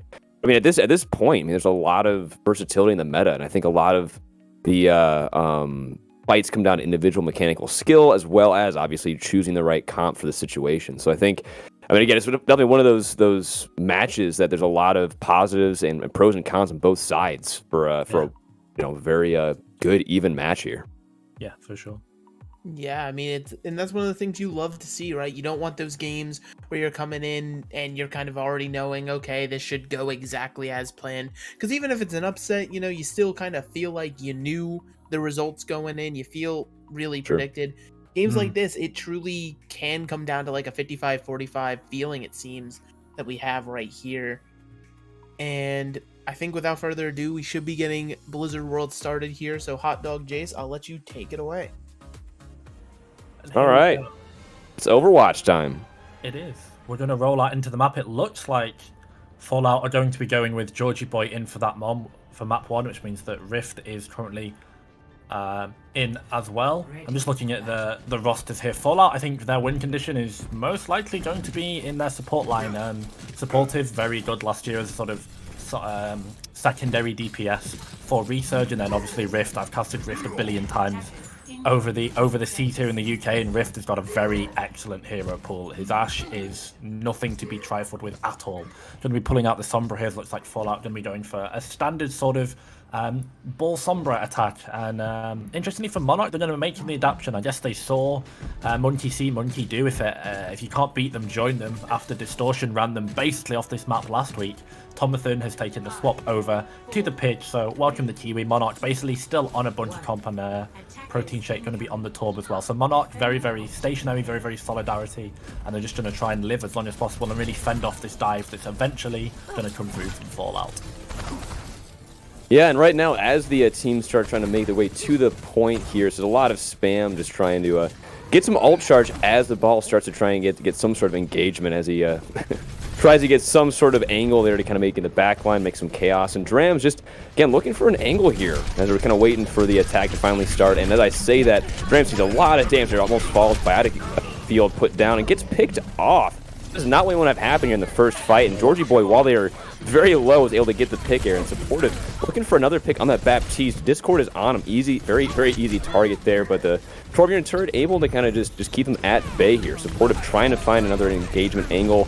Rift getting in the back line. This could be really annoying to have a Sombra there, but as I say that, Tomathan finds Supportive, and that's a lot less pressure on the back line here. They're going to keep going. It's just a long, long fight. Yeah, it's just not really ending here, Jace. Yeah, and I think this is only going to benefit eventually. The EMP that comes in just though gets blown up with mines, so no tanks from Fallout means that they have to back up. They should not be in this fight any longer. And I was questionable, Hot Dog. I thought that Monarch's ability to just sort of concede point to Fallout was really dangerous, because it looks like he has to get the recontest. It's going to be just the rally pot from Spooky Ghost to keep them all nice and healthy, but 2 minutes 33 left on the clock. I think Monarch not doing a bad job. You know you're going to get EMP'd eventually. That's going to come out from Rift within probably your next fight or so. You would expect that. As you said, although Tomathan, he's found the Wrecking Ball, so that's no primary engage, which means yet more time wasted off the clock for Fallout. Yeah, and at this point, I mean, Monarch has done a very, very good job in kind of shutting this down there. Not having Dust on the ball to actually engage here means they have to wait another chunk of time there. We're already at 2 minutes. Half the time bank is off the clock. And now another engagement popping in as a Transcendence and an EMP pop in there. Able to find a Baptiste in the backline. So now Fallout looking like they're able to win this fight here. Zen putting pressure down on the Roadhog. There's a lot of cleanup there. Protein Shake able to find a pick, but it's to no avail. At this point, yep, it looks like Fallout able to get the first point here. Yeah, it's a quick flashback to yesterday. We've seen the Zenyatas of the Bad Pachimori League run rampant so far this weekend.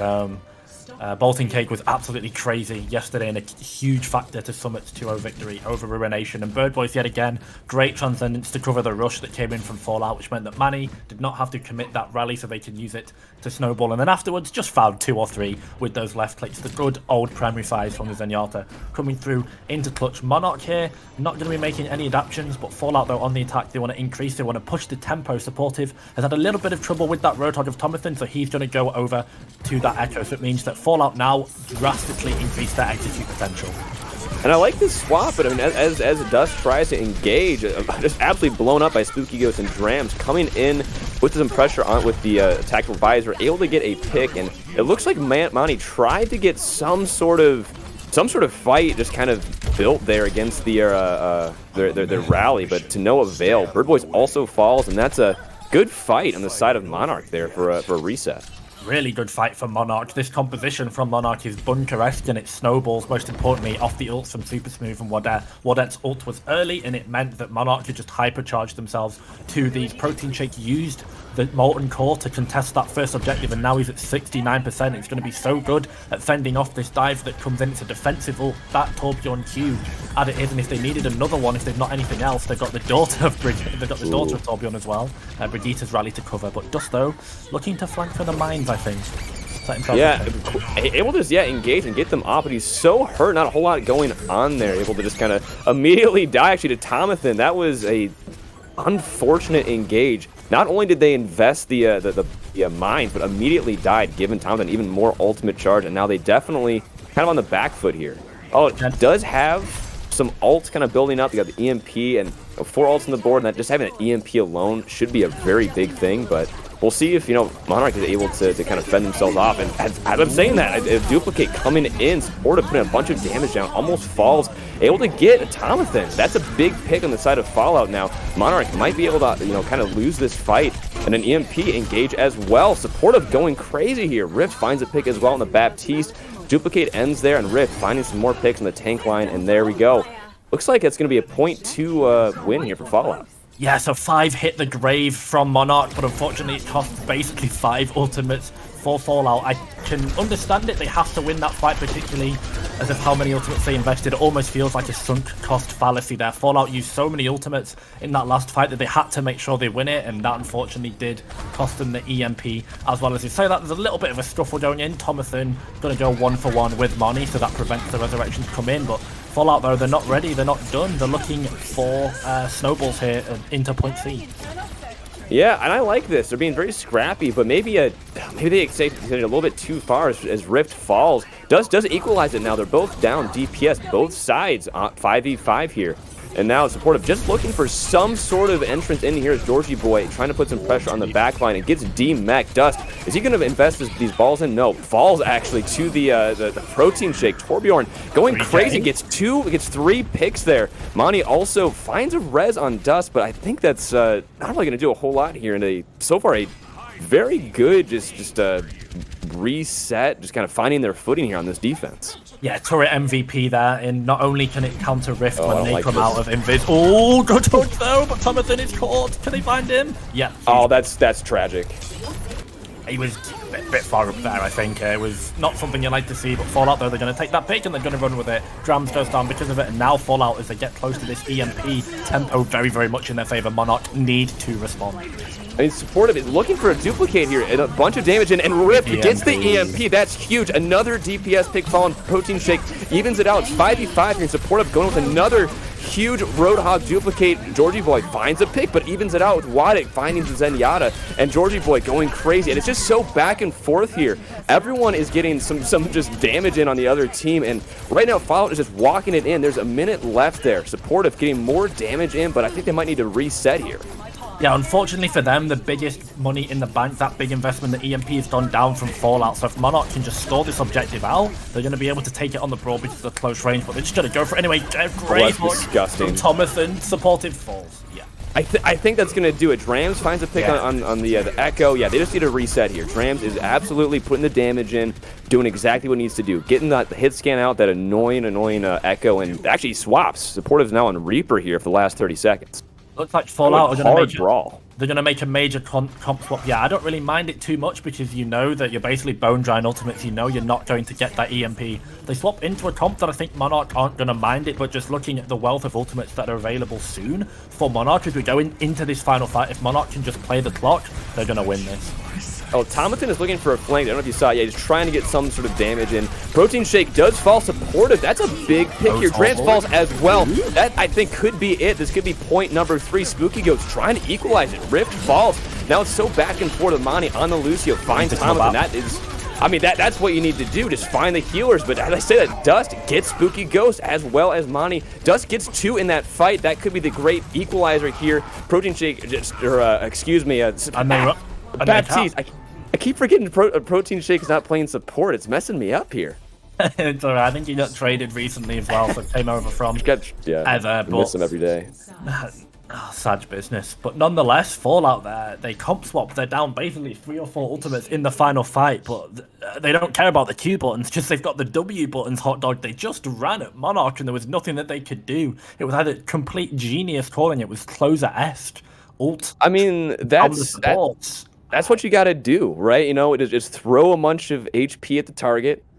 Something will stick eventually. And they unfortunately weren't able to get it there with time on the clock, so they need to make sure they get Monarch kind of held within overtime here to get another shot at the the next point. But 3 points on Blizzard World, that's pretty good. I think, to be honest, if you're Fallout right now, you complete comp swapped with 40 seconds left. You swapped a broad comp into a bunker comp of Monarchs that you know had ultimates, and you still won the fight and captured the map. So I think time they're not even going to care about right now, because they should just be happy and very, very delighted that they managed to finish the map, because now it puts them in a very, very strong position. Fallout going to be popping off it on the defense with this sort of bunker-esque comp, so Georgie going to be floating in between to peel Dust and probably peel with Rift on the high ground. This Echo Hanzo comp I don't mind too much, going to offer so much spam as Monarch tries to rotate, and with that Hog coming in yet again from Thomathan, it means there's no DM, there's no shield, there's no grasp, there's no flux. So for the big Kiwi, it's go big or go home, and the way that he goes big in this map, Hot Dog, it's got to be the hooks that come out from Thomathan, because he doesn't land no key crucial picks can come out on the flank from this Piggy, then it's going to cost near and dear. I agree, and he was getting a little, I think, big for his britches on some of these those flanks there. But yeah, Fallout's comp there it seems to be based a lot on just getting rid of a lot of the spam comp coming in. As I say that, Dust finds a pick on Spooky Ghost. That is unfortunate. That's a lot of just spam to shield break instead of Monarch they don't have, as well as no healing, no Discord Orb. They're just forced to reset here. Yeah, just a second later though, and Thomathan was on the flank. Look, he'd managed to go down, fishes in for the hut just on the slight off angle, but we panned over just as Spooky went down, and the longer it goes on, Drams finds a pick onto Rift though. If Manny can't rest that, it's going to be a go button for Monarch. I think they're going to have to go for it. They immediately invest the window there from Baptiste and support another just a Hog. Oh wow, he immediately followed the duplicate on the Hog, and that was quickly done. And Wada getting a bunch of damage and able to find the pick as well as Drams, and it's just a bloodbath inside of Monarch, finding the picks they need. That was a great, just crucial window on the side of the Baptiste and Monarch that just opened that point up for them and able to get that kind of get them on the board here. Yeah, off the back of the headshot of Drams, that just meant that Monarch had so much confidence to walk in, because Smooth can just lamp the corner, swing his whole team round with window, like someone like a Valorant-esque level swing, because they were not scared of Fallout. They knew that they had the ultimate advantage, and the window coming up first meant that most of the time, hey, Monarch are just going to win the fight. Rift getting on the back end of a window coming up first for once normally gets the pleasures of that, playing with Todos from the University of Portsmouth. But Monarch, yet again, they start the fight with a pick on the DPS.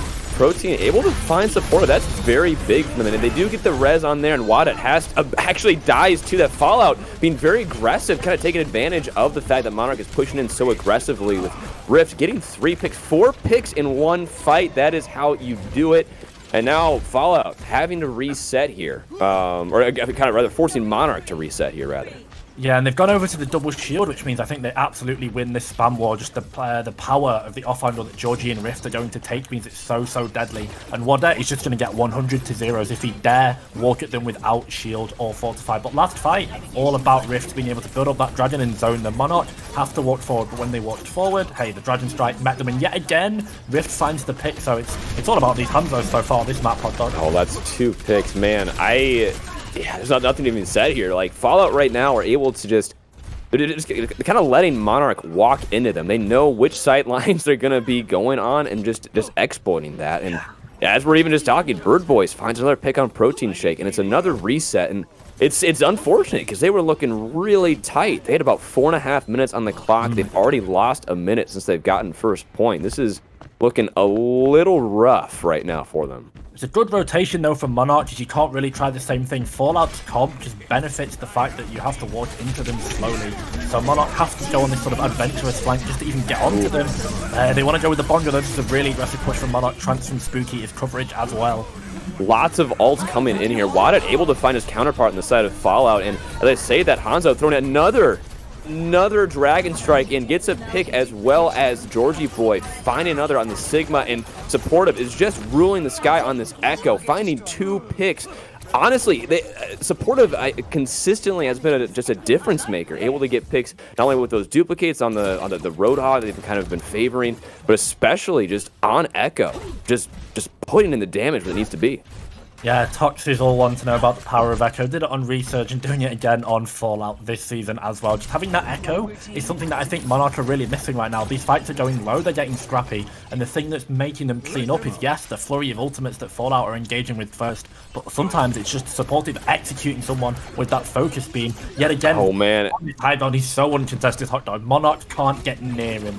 It's just they're putting in so much damage on these off angles, and I think it comes down to kind of what we were saying a moment before, actually about a minute before, just about that double shield count that Fallout has. Having even the Sigma, like let alone the shield aspect of it, just having the grasp, being able to eat some of the damage that's getting pumped into the into the front line, like that would be so nice to have. And Tomathan is just existed in the back line. It hasn't done anything, and now that's another pick there on the side of Fallout. And yeah, that's 2. That's unfortunate. So Tomathan doing a little bit of trolling in the backline, but he sort of has to go on these flanks, right? Because otherwise it's just a straight up 6v6. Everyone sort of stacking shields and just shooting in front of each other. Monarch are going to lose that every day of the week. They've got no execute, they've got no resurrect, they've got only 1 shield, they've got, you know, that's a 3k real quick on Supportive. Oof. Huge. And saying that though, Fallout definitely been in control, but losing Supportive means that potentially they put themselves a bit vulnerable. But with only a minute left, I think even if Monarch managed to claw themselves back into this fight, Fallout, so many good ultimates coming up, I would expect Fallout to hold second here. I think it would be a sort of a huge throw from them if they didn't. Yeah, I agree. It's just so crazy that just in the middle of just talking, just Supportive got another 3k before the fight even started. Yeah. But this fight is cracking here, and Rift gets another pick on Drams. Also has their ult on the board. It's another bloodbath. Protein Shake trying to equalize, make something happen with the pick on the Echo, but they're down to 30 seconds here. They had 4 minutes, 4 more minutes on the clock, and now we're at last fight here. They had 4 minutes, and one thing that we've not mentioned that we should is Fallout's ult rotations have been excellent. The reason they've been able to hold is, yes, positional advantage, but the fact is Fallout were never dry on ultimates in the entirety of these 4 minutes. That's really difficult to do, guys. So you've got to give huge credit to Fallout. Whilst they are just on the sort of funny cringe comp, as Robbie would say, on the high ground on double shield, the way that they're rotating these ultimates and playing the macro game has been perfect, and it's giving them now, as we head into overtime, such a strong position to close out this match. Oh, Supportive here with a huge... Oh, man, that's disgusting. A duplicate on the Soldier. Gets 2 picks. That is disgusting. 3 picks. Able to be, once again, the difference maker. Supportive just ruling the DPS line. And Supportive... there's a lot of factors that made Fallout just win that map. But, yeah, 1-0 Fallout. I think Supportive was just a big part of that. Able to just pump in so much damage. Get the crucial picks. And then... even with that, Rift was getting, look at this. Rift was getting 3Ks left and right, getting picks. It was just, man, it was just a DPS difference. It's an everything difference, it felt like, in that map. Yeah, Fallout were just so systematic, and one thing that I always want to turn people's attention to in this map, we've seen it time and time again with the team that Rift plays for. I've casted them many a time, and Tox will know this better than anyone else as well. Just the power of the backlines in this composition. I think the why is the Baptiste of Fallout slipped my mind? Bird Boys. I think Bird Boys wasn't exactly, you know, Bird Boys wasn't all over the kill feed, but its lamps were good, windows were very, very early, but just being able to play this BAP Mercy and putting so much reliance on Bird Boys to keep everyone up meant that Marnie on the Mercy could just hard pocket Supportive, and as if Supportive needed any other help, having that damage boost meant that he just completely went 1v9. Monarch didn't only get fallen, they got executed, and they got executed at the hands of the finishing beam from that Echo of Supportive. Monarch completely blown off the map for a second time on Blizzard World. They've got to step up if they want to stay within this series as we move to Rialto. Yeah, and again, there was a lot of things that happened kind of with that map, and I feel like I'll be honest, I feel like Tomathan on the Hog just wasn't the pick there. I mean, again, I can understand the thought process, just trying to just you know, assassinate someone, get some picks here, and just kind of equalize, be the answer to what Supportive was doing in the on the Echo. But I mean, that second point of Blizzard World, he was just in the backline. Supportive even chat and then put in the chat, just leave. It's just like, yeah, because he was just in the backline, not doing anything, and it was just like, well, kind of just we'll turn around and kill you once we kind of feel like it and just win the fight off that. So now, yeah, you're absolutely right. Monarch need to kick it up a notch here.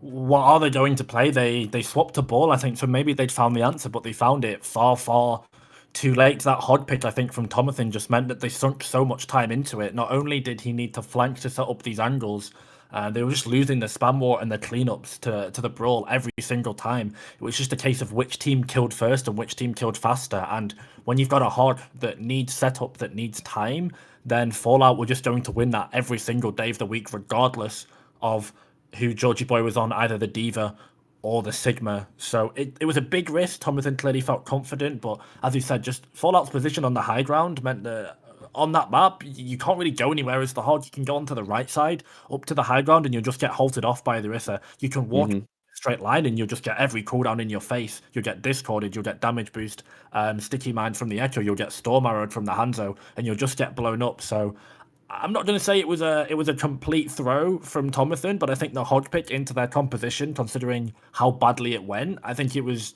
very questionable, because anyone with sort of the foresight and perspective could see that the hod pick obviously was not working yet. I think it was a really big factor to them, because they just couldn't walk up because of it. Yeah, I definitely agree, and I'm sure you saw on that screen prior, we got Rialto coming up here, and I can see a lot of different looks potentially coming up here. I feel like, Fallout, they've got to run that double shield again. They're running it so successfully on Blizzard World. I think it makes sense to keep that going. Do you think Monarch, maybe if they could answer that with some sort of brawl here? Brawl's very strong, and they could just theoretically, just walk into the double shield to get some damage, just force some sort of fight.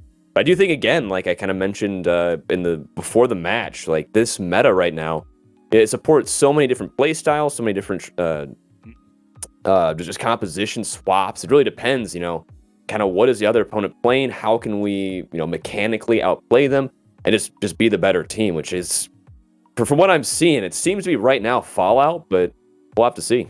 Yeah, we're getting some interesting swaps coming in the lobby. Those will be confirmed when we move into the next map. But by the looks of it, Rift has had enough of the Hanzo. He's going to be going over to the main tank. So that means that Fallout might default to the Monkey or perhaps the Ball. I'm not quite sure. I've seen a lot of Rift's Ball. I think definitely something that he opts away from, more so a Monkey and a Reinhardt player, as far as I'm aware. But he could just lock Wrecking Ball here and make me look like a complete idiot. Yep, there we go. Monarch here on the defense, they've completely swapped this Drums and Spooky over to the tanks, Tomathan and Super Smooth onto the supports, and Wadette and Protein going to be going over to the DPS. So I don't want to say Monarch have given up, but they've definitely off-rolled at least 3 or 4 of their players here, and they're just going for a very, very interesting comp. I'd expect to see this in my Plat or Diamond games, but hey, we've seen worse compositions win games right now, haven't we, Hot Dog? So Monarch, they've got to come with a response. If they do something crazy like this and it works, then hey, I'm all for it. I mean, yeah, it's more Overwatch content to watch. No matter what, we're getting some sort of entertainment out of this. Some sort of excitement, something to bring a smile to the faces of the gamers. And Dust coming out there on the Pharah. Yeah, I think both teams, like you said, doing some off-roll swaps here, and an interesting flank here as Georgie Boy finds Wadit. Drams trying to get the pick on the Widow. Yeah, they fall. Tomathan gets one, as well as Monty getting the boop kill on Protein Shake. Yeah, that sure was a first fight, huh? Yeah, and yeah, Monty is also just in the back line getting some damage on the soldier. This is already a what is going on, man? I do think we live in a society. This is going to break down any second. I think it already has broken down, actually. What is going on? Tomathan has gone off the map, and now it's just going to default into a great headshot from Protein Shake there. So Monarch find themselves a little bit of an entry point here, but I think this is going to be interesting to see how this plays out, because it's just going to be a case of the deathmatch for the rest of this game, I think. Both of these teams sort of playing very, very mechanically individual compositions, I think. Yeah, that's a good way to put it. Yeah, looks like there's some sort of a Widow duel going on here. I think in the chat I saw some murmurings about that, and as we flip the Lucio duel, this is actually a pretty legit duel here. Monty getting a bunch of damage and trying to find Tomathan. Tomathan's 1 HP here. Monty, I think, getting the better of Tomathan here. Again, more damage getting popped in here. Wall jumping back and forth as some other fight going on, and that is how you do it. Monty gets the kill, gets the win. Super Smooth gets the Bastion, the nano boost, and The game is still going on, and Fallout is winning the fight. This is a good game of Overwatch. This is a lot that is going on all at once. It's very impactful. As we see the Lucio's 1v1, there was actually a couple of kills from Dust coming out in the background, managed to get a 2k with that Genji, so he's rewarded with Blade for his efforts, and Marnie just not even speeding his team, just says, you know what, screw you guys, I'm going to the spawn doors. We say that Monarch actually winning this map, so whilst Monarch are definitely doing a little bit of trolling, Fallout can't get baited into it. If they do, then Monarch might be able to cheese a hold here and then try hard on their attack. It's a little bit weird that, I don't know, man, they're really trying to get it to map 3, I guess. And yeah, as I said, yeah, Dust and Georgie Boy both find picks there, and Dust finds 2 picks with the Dragon Blade, and now it's 4 minutes on the clock as they push into point 2. And Monarch, yeah, I just don't really understand the strategy here outside of, I guess, trying to play more Overwatch for map 3. I wouldn't say for Monarch that there is a strategy so far. Okay, so yeah, they're just trying to play for a map 3. They're just kind of for the viewers at home. Yeah, Monty, oh, here we go. Another 1v1 here. Tomathan already half health. Monty is just absolutely getting the gooch here. Tomathan already half health again. So back and forth. And as I say that, bomb engagement. Dust finds a pick on Wadit there. Bird Boy's half health there, trying to get some health pumped in there and stay alive at the same time. Nano boost engaged super smooth. And Monty is just still getting Tomathan. Both have sound barriers up as Protein Shake finds. Yeah, Protein Shake gets the Ana. Does get Protein Shake, and then both Lucios have put in their sound barrier, and once again Monty has the upper hand. Again, it's so back and forth in the kill feed as well. Georgie Boy finds the tank line, but who cares? We've got a Lucio 1v1 going on. Monty is again just kind of going on. Monty has gotten Tomathan to one hit for so long, and finally got it. He's 2-0. He's 2-0 right now, Jace. Marnie's smurfing on this Lucio 1v1, by the way. Don't think Venice is quite known as a city of music, but Marnie and Tomathan definitely bringing the beats so far, but the beating has been going to Tomathan, because that's 2-0 for Marnie. I assume they're just going to take it for a best of 3, and Tomathan should sort of hang his little Lucio head in shame and roll away. In the meantime, though, yeah, Spooky just sort of checks the ego of that Lucio, says you might be able to beat Tomathan, but you cannot beat a 600-pound, 600 HP pig. Spooky finds a pair, but with all the time on the clock for Fallout, once they decide to win this map, once they decide to sort of get rolling, they'll have Nanoblade in the back pocket eventually. They only need to win 1 or 2 fights. Yeah, again, Fallout getting the picks they need. 2 picks on the board, as well as Protein Shake getting the equalizing pick on Supportive. Spooky Ghost able to find Dust. This could be, you know, kind of their point to stall here, and maybe they're going to turn it on here and get some solid Overwatch going on. We'll see what happens here. I hope so. Monarch have found themselves in actually a very holdable situation. Fallout's comp for last point is not the best. They've given themselves kind of a bunker, and as Spooky goes, if he keeps hitting these hooks, then Monarch could actually win this if they wanted to. I would say this is very winnable, and another hook put in, nothing really happened. Drams gets the nano, not sure if that what was going on with that. Gets pulled in, trying to get a little fight going on between Rift and the Drams. Falls, though, and that's 2 picks for Fallout. They're going to be able to try and walk in here. Spooky Ghost falls. Yeah, this is looking very good for Fallout as Monty, again, going in, gets a pick. This is actually huge. Fallout trying to turn it in, trying to push it in here with probably at least 2.5 minutes on the clock. Torbjorn falls to Lucio. Now, it looks like Monty, able to escape, actually almost has their sound barrier investable as well. Spooky Ghost equalizes on the point, gets Dust, they fall, and now it's just the tanks on the point trying to keep something going here. And it looks like bomb invested by Georgie Boy finds Spooky Ghost. That is huge. Fallout does not want to lose this just yet. The anti on the fight as well as a sleep, and Bird Boys gets 2 picks in that fight. Right now it's just Drams trying to stay alive. Monarch can still win this fight if they keep Drams alive, and they walks off the point, forced off by Fallout. That is 3 on the board, over 2 minutes as well. And bronze damage for Monty. That's huge. They leave themselves a very, very healthy time bank left. Even regarding the Lucio 1v1s, I believe Tomathan actually fell a 3rd time to Marnie off screen, but there was actually Overwatch going on and not just the Lucio 1v1, unfortunately. And when the dust settles, it was Dust and it was Rift.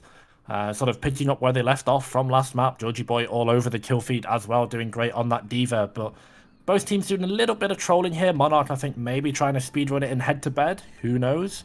Not quite ready to call that just yet, because You know, they could come out and fully try hard here and just set a complete lightning pace.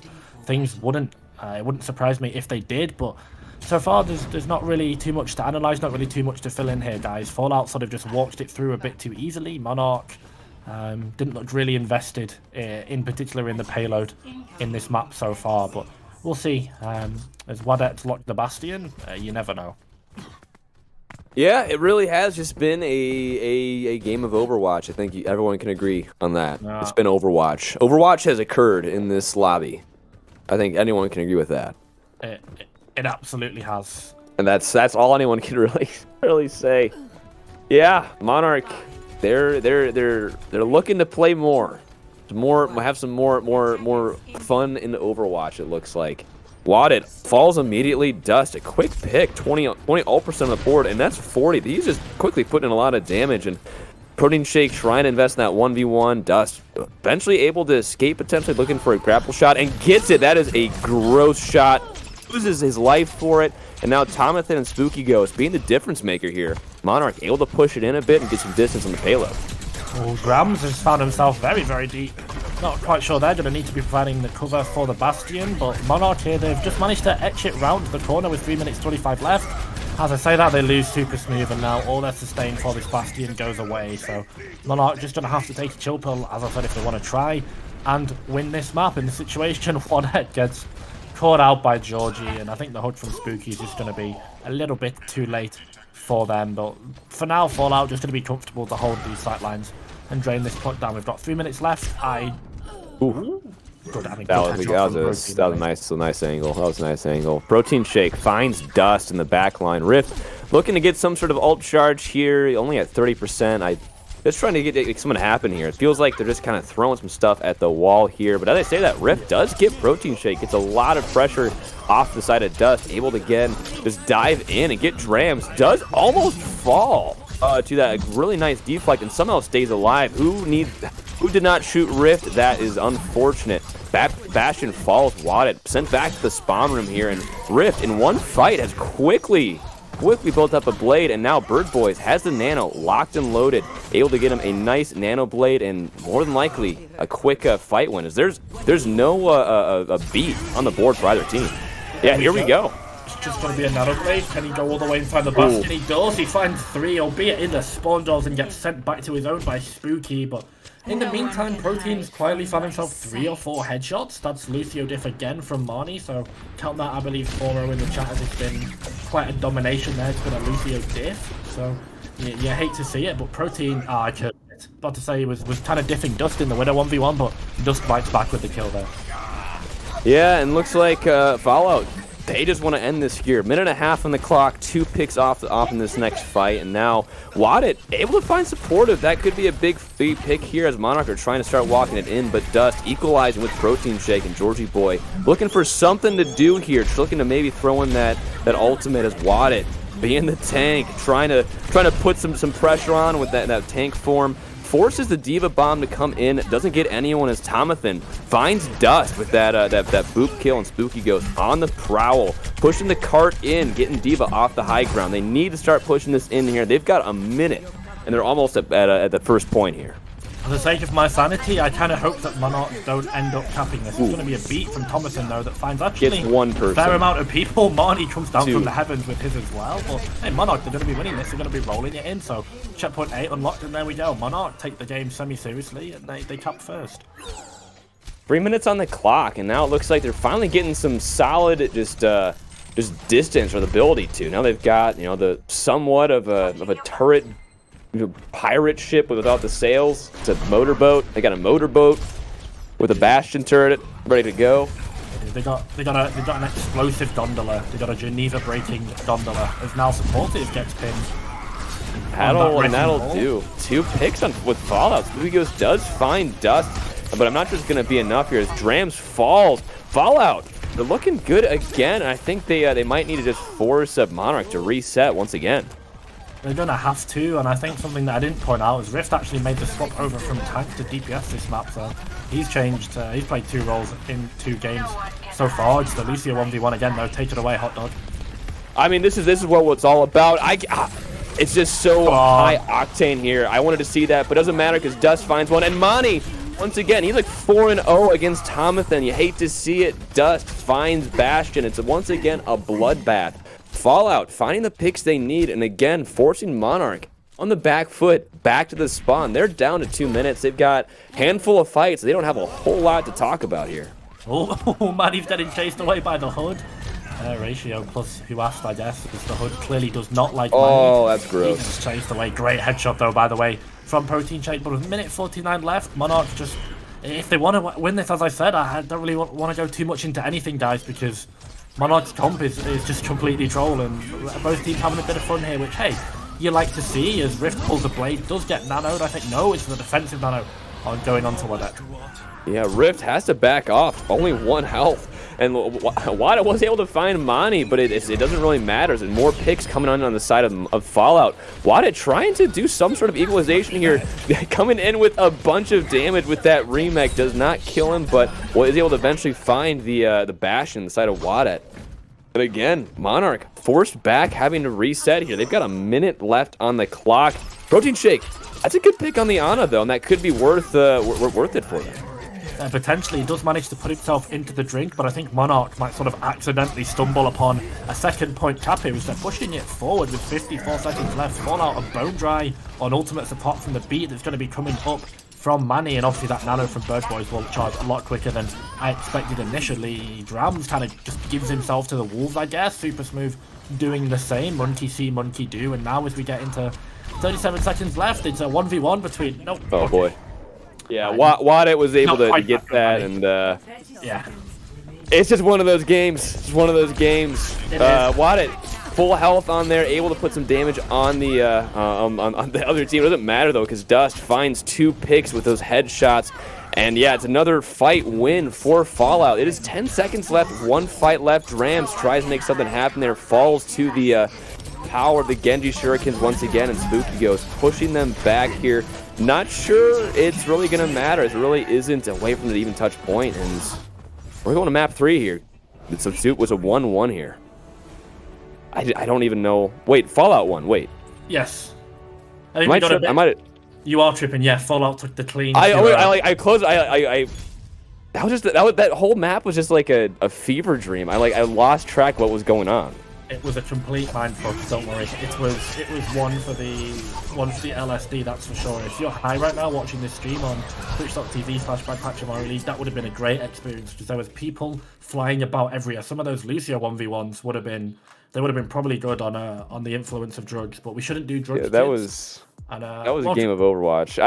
That was so confusing because yeah. Welcome back, my Dallas. What are your thoughts? I've literally been just knocked unconscious by the gameplay we've just witnessed. That's fair. Yeah. But to be fair, I mean it's kind of odd, right? Monarch and Fallout, they kind of were having a little bit of back and forth on Blizzard World. It felt winnable at points for both teams, and then all of a sudden we go to Rialto and Monarch just switches everything around, decides nope, we don't need to do anything. But I mean, hey, at the end of the day, Fallout, they came here to win. They did exactly as we hoped. And so, yeah, I think we do actually have some interviews as well. I see. We got the Lucio King Marnie coming in, so we'll get some thoughts on the 1v1. Managed to come in for the second map, tomfoolery. So, welcome, gamers. Marnie, thoughts after completely dumpstering Thomason in the Lucio 1v1? Oh, fucking... The score was 7-1 by the end. It's just not the... You know, he might be a good off-tank player. He's a Lucio, ain't it? Sorry, sorry, man. Please don't inflate Monty's ego anymore, dude. What do you doesn't mean? Need it. He doesn't need it. What do you fucking mean? Bro, I can see your head from Canada. You know, it's very ironic that Dust is the one talking about ego here, but I mean, yeah, we did get to see a bunch of those Lucio 1v1 center stage. I mean, going back at least to talk about Blizzard World for a second, do you feel as though, like, just the way you played Blizzard World, did it kind of boom Monarch, I guess, in a way? Or do you think that was just kind of Monarch doing Monarch things? I think Monarch had the strat prepped going in. They practiced really hard, and it just didn't pay off, and sometimes it be like that, right? The stuff that you practice doesn't pay off, and I mean the second map, by the way. The first map was just them improvising, I think. Trying some new stuff, like Nomer wasn't there, so, I can't really blame him for that. Okay, I mean, that's more than understandable. So you believe that Rialto was 100% planned? We were going to see Bastion Roadhog nonsense going around. Well, what do you mean nonsense? I mean, not necessarily nonsense, but I feel like it was, I guess you could say at its core, it was kind of a pick-based composition with everybody kind of being independent. Even the Lucio kind of in charge of getting a pick on the other Lucio, but of course, Monarch trolled, guys. Let's just address the massive. Let's address the horde of elephants in the room. What do you mean? They were trying their absolute hardest. Monarch trolled. Bar the Lucio 1v1s, Monarch, I think he gave up on Rialto, but it's all right because Fallout, I think you guys will take the 2 every day of the week. I do want to ask about moving forward though, just quickly, because I don't want to settle too much on Rialto, because I just want to forget that map happened, to be honest. Fallout, you guys are, I believe, now 3-1. You bump up to 3rd. Who've you got your eyes set on next? Who's the next target? I don't know. Like whoever we play, probably we either play like Ruination or Vengeance, right? So one of them. We've already played Summit, so we physically can't play them. It's impossible. So yeah. I mean, I don't know. So, but depending on those teams that you have yet to face, I mean, it seems like your game plan going forward is just kind of prep your own strategies, not really counter prep what you're going into. Just be confident in your own mechanics. Would you say that's true? Yeah. Yeah. During our warm up, we didn't even consider what Monarch was gonna run, because I think that team is also just a massive fucking question mark. So we just kind of ran our own shit and did things. Awesome. I mean, great to hear. I know, Jace, you got some questions in. Hot Dog, is there anything you want to ask these lovely, lovely folks? Not really. I mean, I think the gameplay spoke for itself. You guys were very, very consistent. I felt you guys really had a good plan going in. I guess my only question is what's the best condiment on a hot dog? I think that's the most important question everyone is needing to know your answers to. Mostly me. Easy. It's just ketchup. Yeah, that's about to say. That's actually that's. Look up the National Hot Dog Association. You'll understand what ketchup does to hot dogs. You'll understand. You'll understand. NHA. That was the right answer. Well, I'm more of a burger kind of guy, anyways. So. Well, all right, NHA is get him off. Send them out. But I mean, yeah, that just again, congrats to both of you guys on that phenomenal win.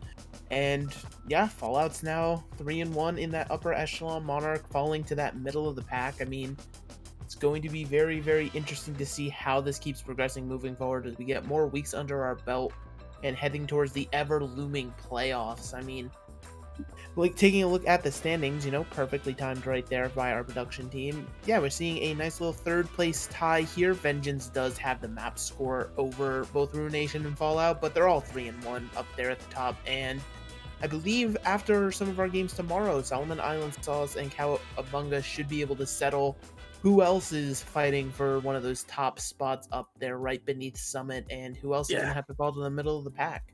If we just do the maths really quick, so I believe Summit can probably only play, they've already played Ruination and Fallout, and I believe they've actually also played the Solomon Island Sloth, so only Vengeance and whoever wins out of Cowabunga, and, well, yeah, it's either just, if Cowabunga win, then they likely play Summit. If Vengeance win, Vengeance might also likely play Summit as well. So just looking for the rest of it, it sort of just sets up this fight for 2nd to 6th, really interestingly actually.